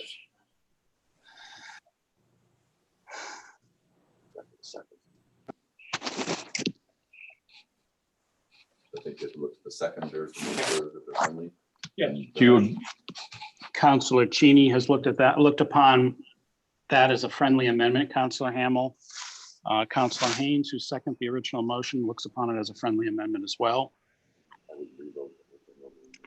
I would ask to revote and ask the clerk to call the roll based on the amendment brought by Councilor Hamel. Counselor Cheney, Yes. Counselor Whitman, Yes. Counselor Haynes, Yes. Counselor Hamel, Yes. Counselor Phelps, No. 4 votes in the affirmative, that motion passes. Thank you, Councilor Cheney. Moving on to number 20B on our agenda, which is request to set the polling hours for the state primary and state general elections being held on September 8th, 2020 and November 3rd, 2020, respectively, from 7 a.m. to 7 p.m. Staff recommendation is to set the polling hours as requested, and this has been brought by City Clerk Cheryl Hebert. Proposed motion, I'm looking for a motion to approve the polling hours for the state primary and state general elections being held on September 8th, 2020 and November 3rd, 2020, respectively, from 7 a.m. to 7 p.m. So made by Councilor Cheney, seconded by Councilor Haynes. Discussion? Seeing none, I'd ask the clerk to call the roll. Counselor Cheney, Yes. Counselor Whitman, Yes. Counselor Haynes, Yes. Counselor Hamel, Yes. Counselor Phelps, Yes. 5 votes in the affirmative, that motion passes. Thank you, councilors. Moving to item 20C, which is transfer of $48,000 to the non-capital reserve accrued leave account. Because of the COVID-19 public health emergency, numerous employees have temporarily postponed vacations scheduled for the spring and summer of 2020. It is anticipated that when travel and assembly restrictions are lifted, these employees will request time off, resulting in a higher than anticipated use of leave time for fiscal year 21. This will result in higher than anticipated use of overtime funds in the police and fire departments as staff backfill shifts for employees using accrued leave. The requested transfer of $20,000 from the police salaries account and $20,000 from the fire salaries account into the non-capital reserve accrued leave account will accommodate this anticipated need. This transfer was accomplished on June 16th in advance of fiscal year 20 year end. Approval will have no fiscal impact as these funds have been previously appropriated to cover this expense. Staff recommendations, staff recommends authorizing the transfer of $40,000 into the non-capital reserve accrued leave account as proposed, and this was submitted by City Manager Scott Myers. The proposed motion is a move to approve the transfer of $40,000 from salary accounts to non-capital reserve accrued leave account in fiscal year 20 as proposed. Looking for that motion. So made by Councilor Cheney, seconded by Councilor Haynes. Further discussion. Mr. Mayor. Councilor Littman, yes, thank you. Unfortunately, the stream froze for a moment, so I did not hear the last. You don't want me to read that from the very beginning, do you, Councilor Littman? You're really torturing me now. I'm sorry. You tell me where you'd like me to read. I can reference a document if you want, but I did not hear. You didn't hear the whole thing? Correct. All right, I'm happy to read it again for you. No problem at all. I'd be happy to look at it if you just reference the page. Sure, it's page 40 on your in your packet, and I'll wait for you till you say it's okay to move on.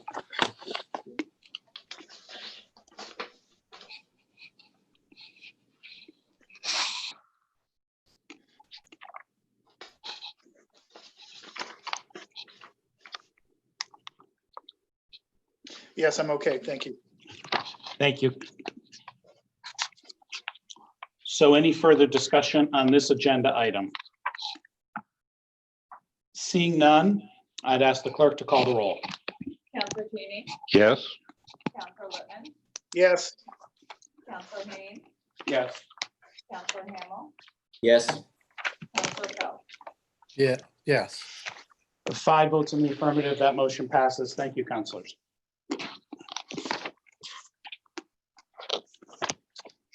Okay, moving on to item 21, under unfinished business, 21A, a second reading of the resolution 2020-12 relative to authorizing application for a $2 million loan from the New Hampshire Clean Water State Revolving Loan Fund for the Elm Street Sewer Project and appropriating funds for same.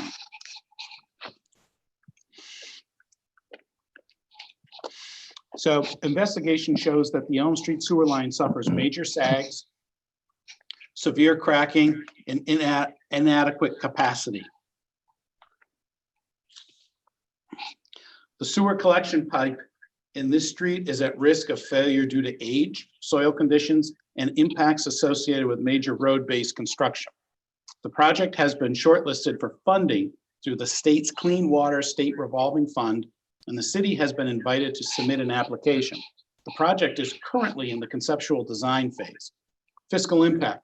Approval will authorize borrowing $2 million from the Clean Water State Revolving Loan Fund at interest rates ranging from 2% to 2.37%, depending on the term as determined by the Council Finance Committee. The city manager recommends approving this resolution, authorizing the city manager to file an application with New Hampshire CW SRF program and for a $2 million loan to fund the Elm Street Sewer Project. This report was submitted by Crystal Larson, Assistant Public Works Director. We'll have 3 motions, proposed motions here. The first one is a motion to waive a reading of this resolution in its entirety and to read by title only. So moved. Thank you. I felt like I read the whole thing in its entirety. Thank you, Councilor Cheney, seconded by Councilor Haynes. Any further discussion? Seeing none, I'd ask the clerk to call the roll. Counselor Cheney, Here. Yes, sorry. Well, I got. Counselor Whitman, I'm here and yes. Counselor Haynes, Yes. Counselor Hamel, Oh, God. Yeah. Get me out of here. Yes.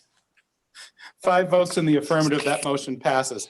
The second motion we'll be looking for is to move a second reading of resolution 2020-12, a resolution authorizing application for a $2 million loan from the New Hampshire Clean Water State Revolving Loan Fund for the Elm Street Sewer Project and appropriating funds for same. So made by Councilor Cheney, seconded by Councilor Haynes. Further discussion? Seeing none, I'd ask the clerk to call the roll. Counselor Cheney, Yes. Counselor Whitman, Yes. Counselor Haynes, Yes. Counselor Hamel, Yes. Counselor Phelps. Yes. 5 votes in the affirmative, that motion passes. And the third and final, we're looking for a motion to approve resolution 2020-12, a resolution authorizing application for a $2 million loan from the New Hampshire Clean Water State Revolving Loan Fund for the Elm Street Sewer Project and appropriating funds for the same. So made by Councilor Haynes, seconded by Councilor Cheney. Further discussion? Seeing none, I'd ask the clerk to call the roll. Counselor Cheney, Yes. Counselor Whitman, Yes. Counselor Haynes, Yes. Counselor Hamel, Yes. Counselor Phelps. Yes. Brilliant. 5 votes in the affirmative. That motion passes. Thank you, councilors. Under 21B, this is a proposed application on the proposed project, Laconia Housing Authority improvements to Sunrise Towers and wall renovations between Sunrise Towers and Sunrise House. Just kind of summarize, because you already read that all in the public hearing. Yeah. Just kind of. As discussed in the previous public hearing, there's no fiscal impact.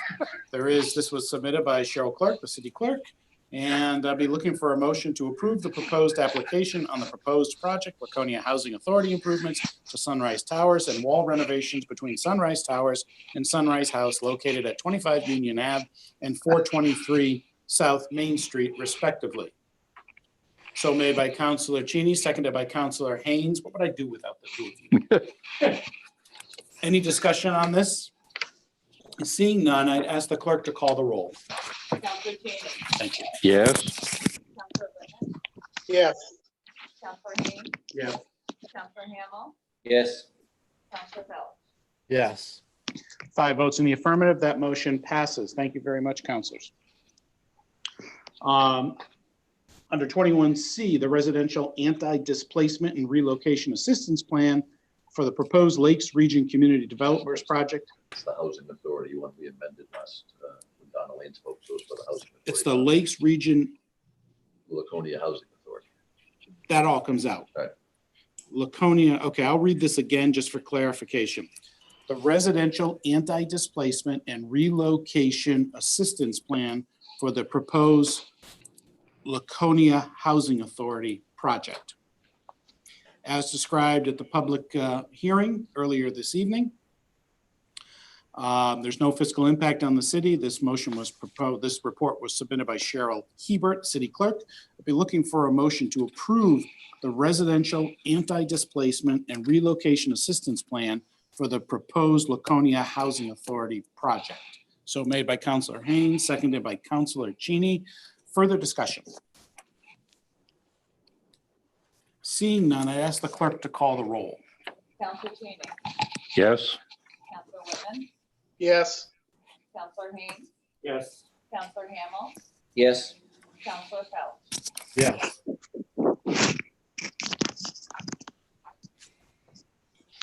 Okay, the last item on the agenda is 21E. I'd ask for just a, Got one more on after that. oh, there's one more. General budget discussion. What is it? The motorcycle week and then general budget discussion. Oh, Is it not 21E on the bottom of the page, right? general budget discussion. Yeah. Yeah. I'd ask for like a 5-minute recess right now if possible.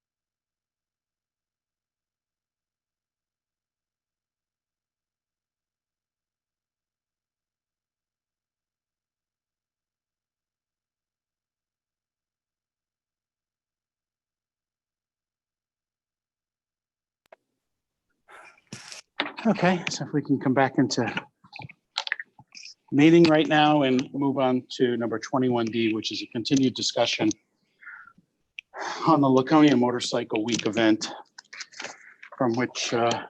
Mayor, I don't see Councilor Littman in his chair yet. So if you want to hang on a second until he's. oh, Council Littman's not there. Is that what you just said? Okay.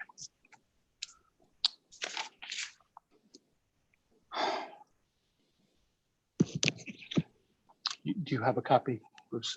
I do. Yeah, okay, good. And what? You are unmuted.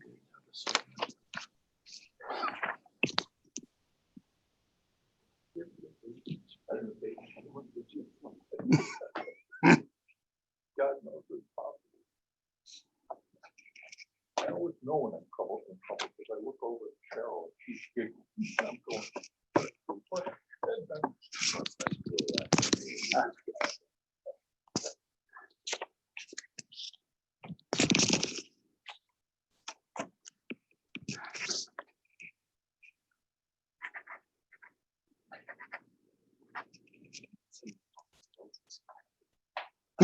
Yeah. Thank you, Mark.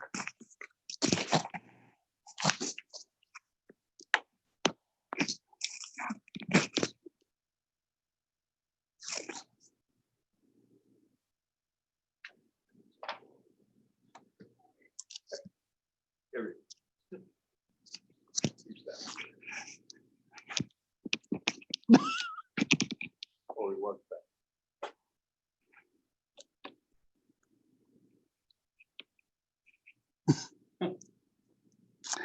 Okay, it looks like all counselors are present right now.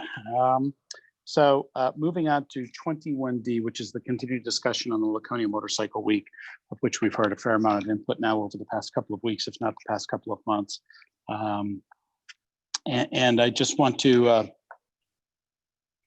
certainly make it clear to those listening or watching this evening. I believe it has been the intent of the council and the city as a whole, and certainly mine, to work collaboratively with the Laconia Motorcycle Week in trying to balance the public health concerns with the economic concerns here. I think we've tried to create a document that we'll go over just in a moment that reflects not only our concerns, but hopefully gives us a path forward here in light of these really unprecedented times. And I believe each counselor has a copy of the document that I'll be reading from right now. It is a little, it's not that long, but it had to be fairly comprehensive, I think, for all of us to make sure that we address some of these issues. So this is what I'm going to read next is what I would suggest would be perhaps a first draft of a template as to what the city's posture will be in regards to Motorcycle Week. And certainly all of the counselors have been thoughtful and generous with their feedback on this and very helpful. And I certainly appreciate it. And I think it's a better document. So I encourage all of you to continue to share your feedback and thoughts as we progress through this right now. So the title of the document they'll be reading from is 2020 Laconia Motorcycle Week. The City of Laconia, as host of the 97th Annual Laconia Motorcycle Week, has deliberately and with the input of concerned citizens, as well as public safety officials, including Laconia Fire and Police Departments, medical professionals, local and statewide public health officials, attempted to properly balance the impact of the COVID-19 pandemic and the potential economic impact of canceling Laconia Motorcycle Week for 2020. It's clear to all of us that many small and locally owned businesses depend on the revenue generated by Laconia Motorcycle Week, and these local businesses are struggling to remain viable in light of the economic downturn resulting from COVID-19. As our city of Laconia is a tourist destination, particularly in the summer months, visitors pose a risk of bringing COVID-19 to the city. Because of this, we have taken steps to limit the number of visitors to our beaches and have encouraged all residents and visitors to abide by CDC guidelines and Governor Sununu's executive orders. It's evident that regardless of whether Laconia Motorcycle Week takes place or not, Laconia will host vacationers and daily visitors to the city and its beaches, parks, restaurants, and entertainment venues. As we witnessed during the traditional dates of Laconia Motorcycle Week and the July 4th weekend, Laconia hosted an influx of visitors regardless of public health advisories to the contrary. Local and statewide public health experts have recommended Laconia Motorcycle Week at least be significantly curtailed in light of the possibility of COVID-19 positive persons visiting Laconia, and the difficulty in establishing and enforcing social distancing and quarantine protocols consistent with CDC guidelines and Governor Sununu's emergency orders. As traditional host of Laconia Motorcycle Week, the city licenses vendors and establishes and maintains public safety and public works guidelines. The city of Laconia does not own the rights to Laconia Motorcycle Week. Laconia Motorcycle Week is owned and operated by the nonprofit Laconia Motorcycle Week Association. The city of Laconia works collaboratively with the Laconia Motorcycle Week Association in hosting this annual event. Laconia Motorcycle Week Association and the city work together to determine when the event takes place and where vendors will be allowed to set up for business. The city does not have the sole discretion to determine if Laconia Motorcycle Week occurs. After extensive discussions with Laconia Motorcycle Week Executive Director Charlie St Clair, the city has determined that Laconia Motorcycle Week may declare August 22nd to the 30th, the 97th annual Laconia Motorcycle Week. In so doing, the Laconia Motorcycle Week Association will be allowed to set up a tent on the public boardwalk alongside Lakeside Avenue for those dates. It shall be the only tent on public property abutting Lakeside Avenue. In light of the city's concerns about welcoming potentially thousands of guests to Laconia Motorcycle Week and our concern for public health, the city will not license any vendors, either merchandise, food, beverage, alcohol, or entertainment, and we discourage private property owners from hosting campsites and campers, particularly those that are unable or unwilling to abide by New Hampshire's quarantine protocols, i.e.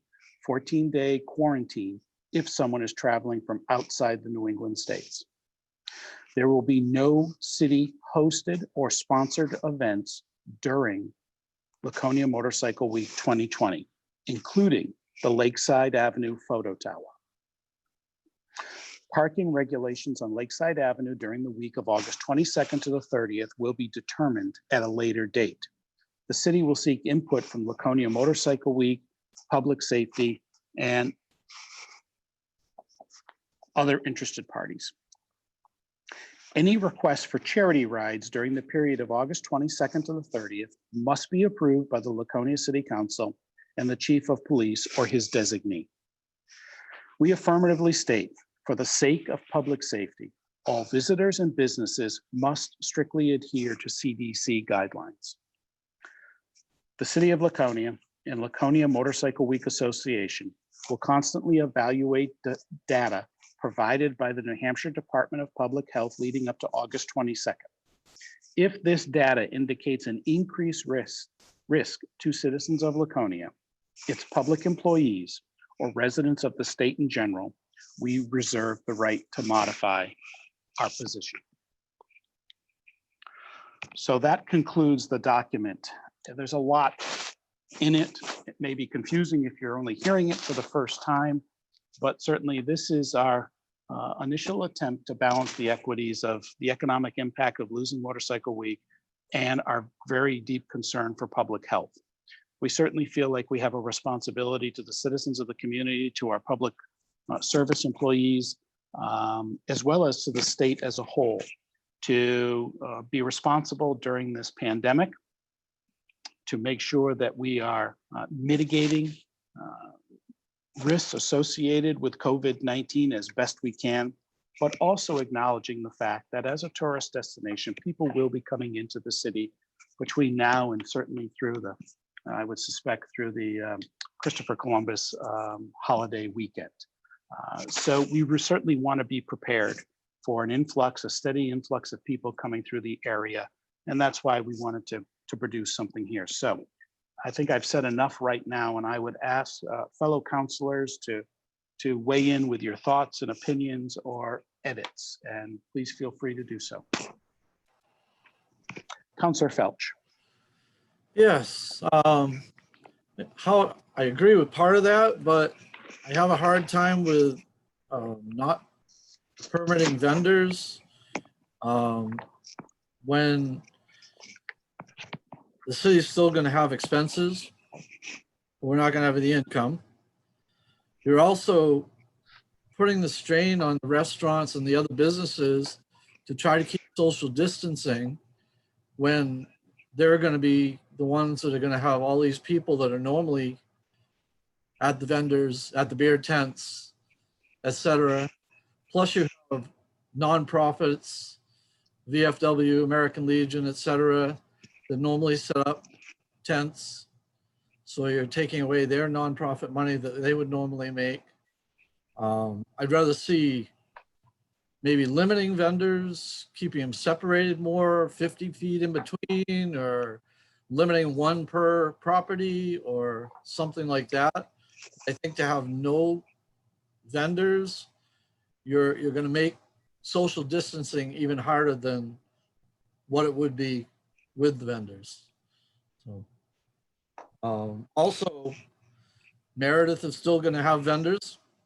The racetrack's still going to have their events and the races and their vendors there. Meredith's going to have a craft fair on Main Street with the street closed off. There's still going to be a lot of other things going on with other cities and towns. I'm sure Harley Davidson's going to have their big tent. And, I think we'll be losing out as well as making it hard to social distance. And that's all I have. Councillor Felch, thank you. Thank you for your thoughts on that. And certainly these are not particularly easy issues to deal with. There's no simple answer. And I think every solution we think of, we can come up with reasons that the solution certainly might not work. And I think you raise a couple of good ones. And certainly without beer tents in the city, that may, in fact, if we had a significant influx of people here, that may put some pressure on our local restaurants, which you're right, they have to abide by CDC guidelines as best they can, or executive orders, depending. So there, and certainly fire code challenges as well. So you're absolutely right. There will be some pressure on that, and it won't be particularly easy. You raise a good point in regards to what goes on at the racetrack in Loudon. I think one distinct advantage the racetrack has is that they have enough space there to accommodate significantly smaller crowds and spread people out either in their parking, where they sit when they get in, how they enter the facility, the restrooms, and things of that nature. And I think we're all really want to be cautious of large numbers of people congregating at this point. But you raise very fair issues. I still hope you'd look upon this favorably. Let me just add that we know they're going to come. We know they're going to gather, whether there's vendors there or not. There's going to be businesses open in the weirs. They come there to see the motorcycles and to gather and talk and see their friends come up there. So we're still going to have a lot of people in the weirs no matter what we do.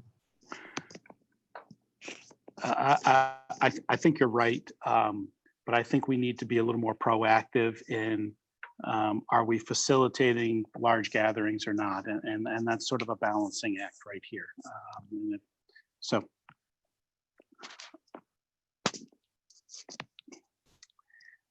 Any other input from councilors?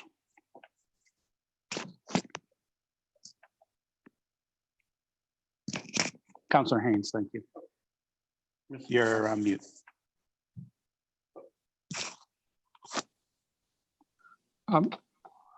It strikes a fine balance, and I'm fine with that. I think we have to look at what has happened in other states, and I'm hoping that we're not sitting on a time bomb like the Sunbelt states are. But I think this document sets a fine balance.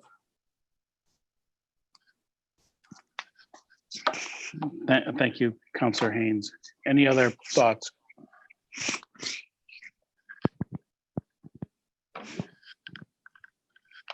So, Scott, what would you suggest the next step be here as a council?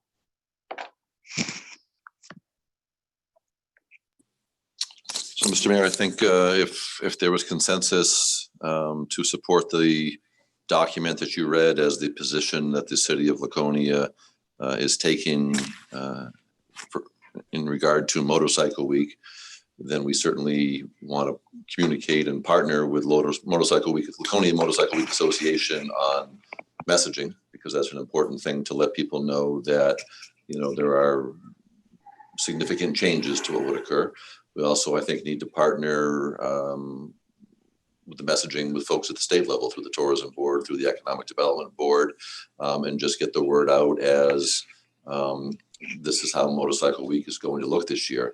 I don't disagree with what Councillor Felch said about this might put added strain on the existing bricks and mortar business. But I think if you liken this to 4th of July weekend, we had a certain amount of beds that are available for people to stay overnight in our city or our region. We have a certain amount of capacity in our bricks and mortar restaurants and takeout places and bars. We certainly have day trippers who come for the ride or come for the beach and head elsewhere later on in the day. And we've all indicated that, Mr. Mayor, absolutely, that we are a tourist destination, as is Hampton Beach and Portsmouth and Conway and Lincoln and other parts of the state. We are going to get people. I think the intent of this is to limit it to our existing infrastructure as opposed to bringing in outside opportunities and opportunities for people to congregate. So I think if a motion was made to support the document as read as the position of the City Council of Laconia and direct the manager to coordinate with Laconia Motorcycle Week Association and various regional and state partners on the messaging, to me that suffices. Thank you, Scott. That sounds like an appropriate motion then, and we'll be looking for someone to I'll make that motion. make that motion. So made by Councillor Haynes. Looking for a second on the motion. So made by Councillor Cheney. Thank you, Councillor Cheney. Further discussion on the motion. Yes, Councillor Felch. I could support that, but I'd like to see an amendment that allows us to issue permits to nonprofit organizations or local nonprofit organizations so they don't lose out on the funding that they usually get this time of year.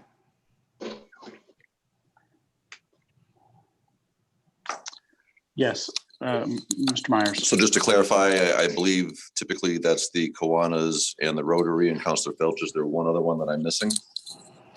I am not sure. So if I could offer language for the friendly, if it was Laconia specific nonprofits that we know are Kiwanis and Rotary, and if there was one other that we're missing, we could potentially look to accommodate them if they were interested. Would that be an appropriate way to phrase your friendly amendment? Yes, I think VFW might be one of the other ones, but yes. All right, Councillor Haynes, would you look at that as a friendly amendment? Yes, I would. And Councillor Cheney, would you second? So Councillor Cheney has seconded that. Yes, thank you, Mr. Myers, and thank you, Councillor Felch, for that suggestion. I think that's a very good one. Any further discussion on this matter?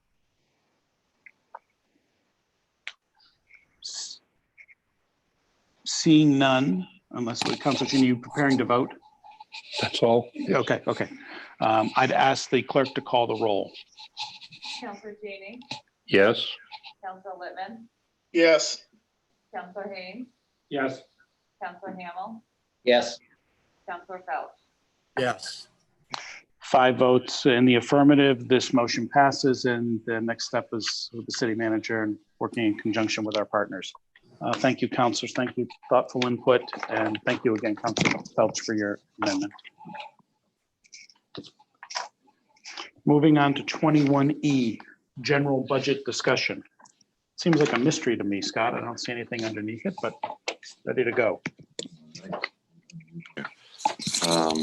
So as we had wrapped up budget presentations from the night of June 30th, I believe, there was a request to place on the agenda just general budget discussion to see if there were specific questions or comments or input, so that when we move to 2 weeks from tonight for the adoption of the budget, if there is consensus on particular items, including some of the revenue suggestions in particular that I had brought up on June 30th. We had sent a document out to all counselors and asked you to have it available for tonight's meeting. Within there, it's a 3-pager requested by Councilor Lippman. We have all of the balances listed for you. Some of them were in your financial and operational trends report tonight. So you've got everything from non-cap reserve, the accrued leave accounts, winter maintenance, health insurance, the motorcycle week account.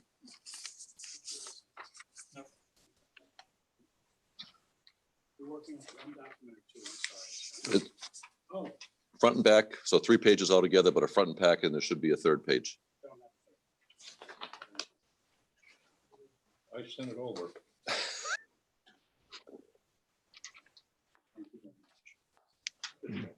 So just to kind of put it in one-stop shopping, we have all the reserve account balances for you. We have the current impact fee balances broken down by department. I'll reference on the school. They've already indicated they've got a project lined up to be using the lion's share, if not all of their impact fees there. We've got a couple other miscellaneous balances and some drug fund balances, the current balances and the TIF accounts. On the back side of that front page lists all the carry forwards that either we're going to lapse from the fiscal year we just finished or from prior fiscal years that are still there. So those are dollar amounts and targeted for specific departments and or projects. On the 3rd page, this more or less ties up final recommendations coming through my office and Glenn's office in looking at potential impacts to the budget in the areas of revenue and expenses on things that may have changed from when the budget was finalized in early April or late March, which we can kind of refer to as maybe pre-COVID. And then we had discussions certainly at the state level on everything from gas tax to rooms and meals distribution to revenue sharing, impacts the city may have on motor vehicle registration kiosks. So all of these items on the top part were referenced 2 weeks ago as we would recommend to the council that we make reductions in revenue line items. So 25,000 on the gas tax, 20,000 from parking kiosks on Lakeside, reduce motor vehicle registration by 50,000. The next 2 on revenue parks and rec and revenue police false alarms. We had, there was just errors in the numbers that were there. So those are corrections of a technical nature to correct it to be an actual number. So reductions there. To offset that, we would propose reducing expenses in the following line items, as the Finance Committee will talk about later on tonight. But I know you were all sent the document where you're going to be, if we do the refinancing, we'll be reducing the expense line item for our city's bonded interest debt service by 46,000.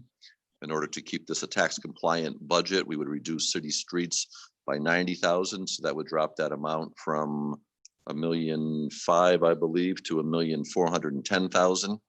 We just completed the city's enrollment in health insurance for the new fiscal year starting July 1. So just through some housekeeping and enrollment changes, we feel comfortable making a 10,000 reduction each in the health insurance line items for police, finance, which encompasses all other city departments other than police, fire, and public works. And the third 10,000 will be fire. So 10,000 each reduction from police, fire, and finance health insurance line items.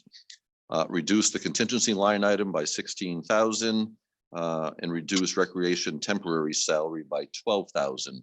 That reduction would basically be tied to the fact that we were unable to train lifeguards this year due to COVID. We didn't open the camp, so a lot of our summer staff is not on our books for July and August this fiscal year.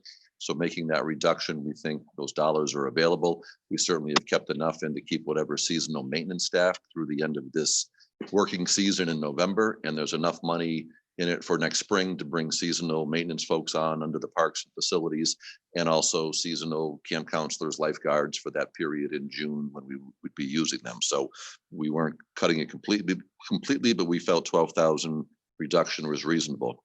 We would increase revenue by $5,000 in the boat tax area, as I had referenced earlier tonight. That was very strong. And then within these savings, we would add $20,000 that I believe there was some support for from our prior budget presentations to go to recreation maintenance in the grounds and put it there now, but we would come to you with a plan on what we were targeting and whether that was going to be in-house activity or whether we would outsource contract for certain components of it. So everything that's on that page more or less neutralizes each other, and it really is no change to the amount raised by taxes. There is no change to the fact that this is still a tax cap compliant budget. So if there was consensus to accept those components, we would blend that into one motion for you, one resolution for you for amending the budget in 2 weeks. And that could move all of that in one fell swoop, as opposed to taking it through 10 or 15 line items. Beyond there, if there's consensus on anything else tonight, we can certainly incorporate that in as well. Or if there are specific items that councilors wish to bring up on the 27th, moving a chunk of items in with one resolution would not preclude any additional discussion on that evening as well. So we're just trying to help you get to a good spot based on where there's consensus, but leave it open-ended for individual line items in 2 weeks. And I can take questions, or I can throw it back to you, Mr. Mayor. Questions? Councilor Littman? You're unmuted. So I appreciate what Scott you put together there, and I'm supportive of that. I do, since we have to vote on the entire budget, which includes the school budget, I know you and I have had conversations about the school needing to clarify so we can make the appropriate actions of any monies they're looking to carry forward, because otherwise they lapse to city fund balance. And I know you've reached out to the school, but this is my plea for them to work with you to get the accounting of what needs to be taken care of with respect to the school budget done ahead of time here.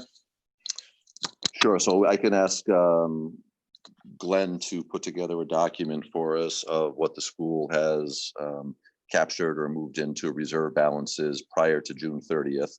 And then I also did receive just a simple communication from the superintendent regarding the upcoming budget that we're voting on. And the short and sweet of it is we are anticipating the revenues that we presented to the city council to be on point. There are some questions about Medicaid because of changes that came last year, but from what we can tell, that looks to be on point as well. So I can ask them to confirm that one more time, and we can document what the school did move into various reserve accounts prior to the year end and get that to you in the next day or so. Maybe my recollection is wrong, but I thought with respect to some reserve accounts that are established, that there's an action by the city council that's required as well.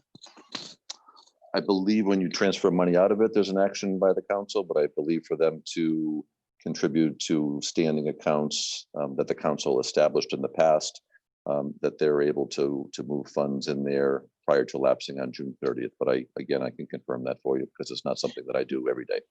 Yeah, my recollection is otherwise. So I'm not saying my recollection's right, but I appreciate if you could check that out. I'm happy to confirm that and share that with the council. Councilor Hamilton? Yes, thank you. I want to thank you too, Scott, and all your staff, department heads, and Glenn for coming up with another tax compliant budget. I don't know if this is the appropriate time, but I'd like to add something there on the capital. Is that all right at this time? So we have a discussion and be able to vote on it?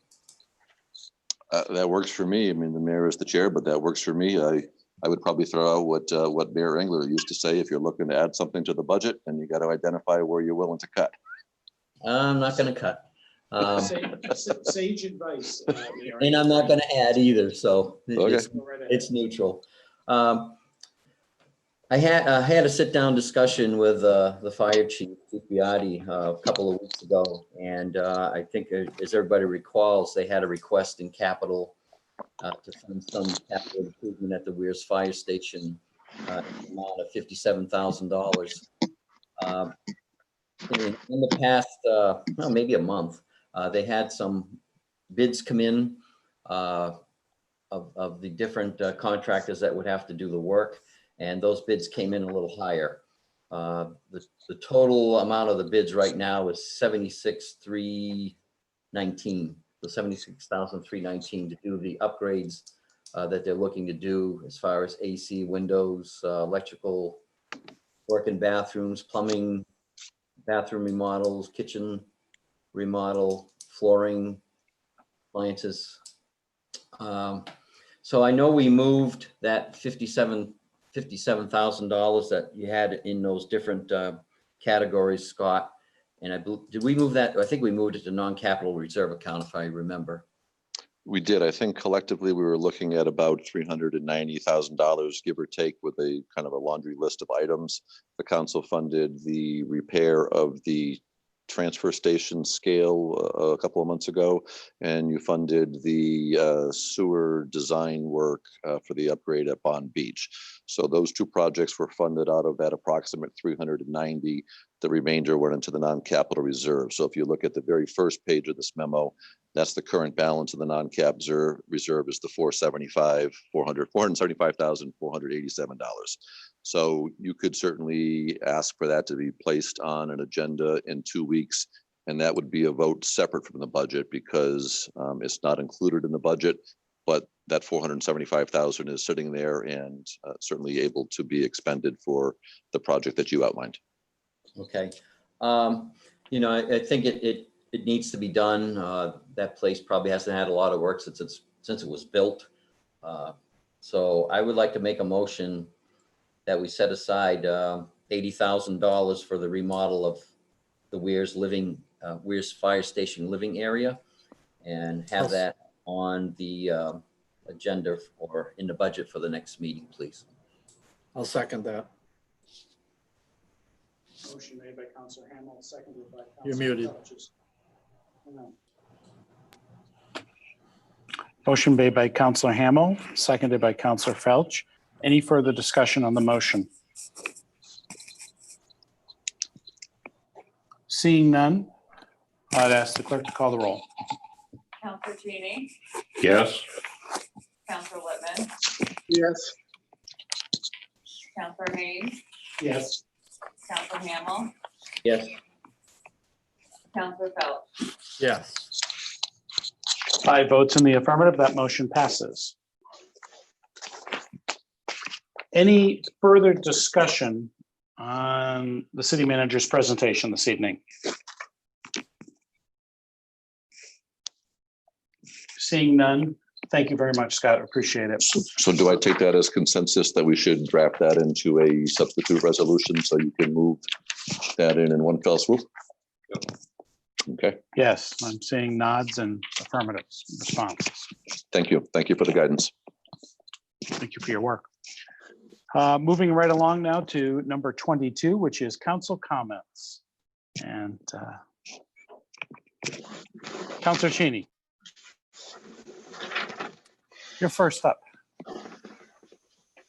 I don't know how that happens. I wanted to make a comment about our police department, and police departments around this country are catching it at the moment. And I just wanted to say I'm very proud of the men and women that serve us in the Laconia Police Department. I think they demonstrate all the qualities that the people of Laconia expect of them, and do a good job of avoiding the sort of racial issues that we hear other departments may have. I think we're awful lucky in Laconia. I think the police and fire do an amazing job. And I just wanted to make my comment that there's nobody in the Laconia Police Department, or for that matter in the Laconia Fire Department, whose intent I would question. Thank you. Thank you, Counselor. Thank you, Councilor Cheney. And if there's an opportunity to second that, I would like to second it. So well put. Further comments from councilors? Seeing none, I'm going to declare this meeting adjourned at 9:25 and 11 seconds. Thank you all very much. Thanks for your work, counselors. Thank you, Mayor. Just a reminder, there's a meeting immediately following.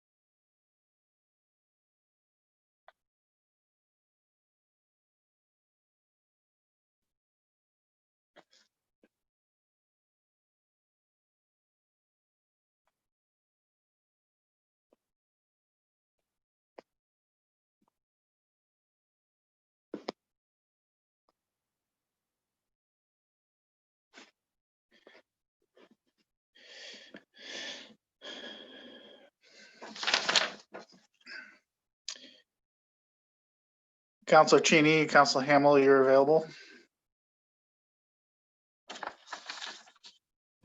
I'm here, Councilor Whitman. I am too. Great. If we're ready, I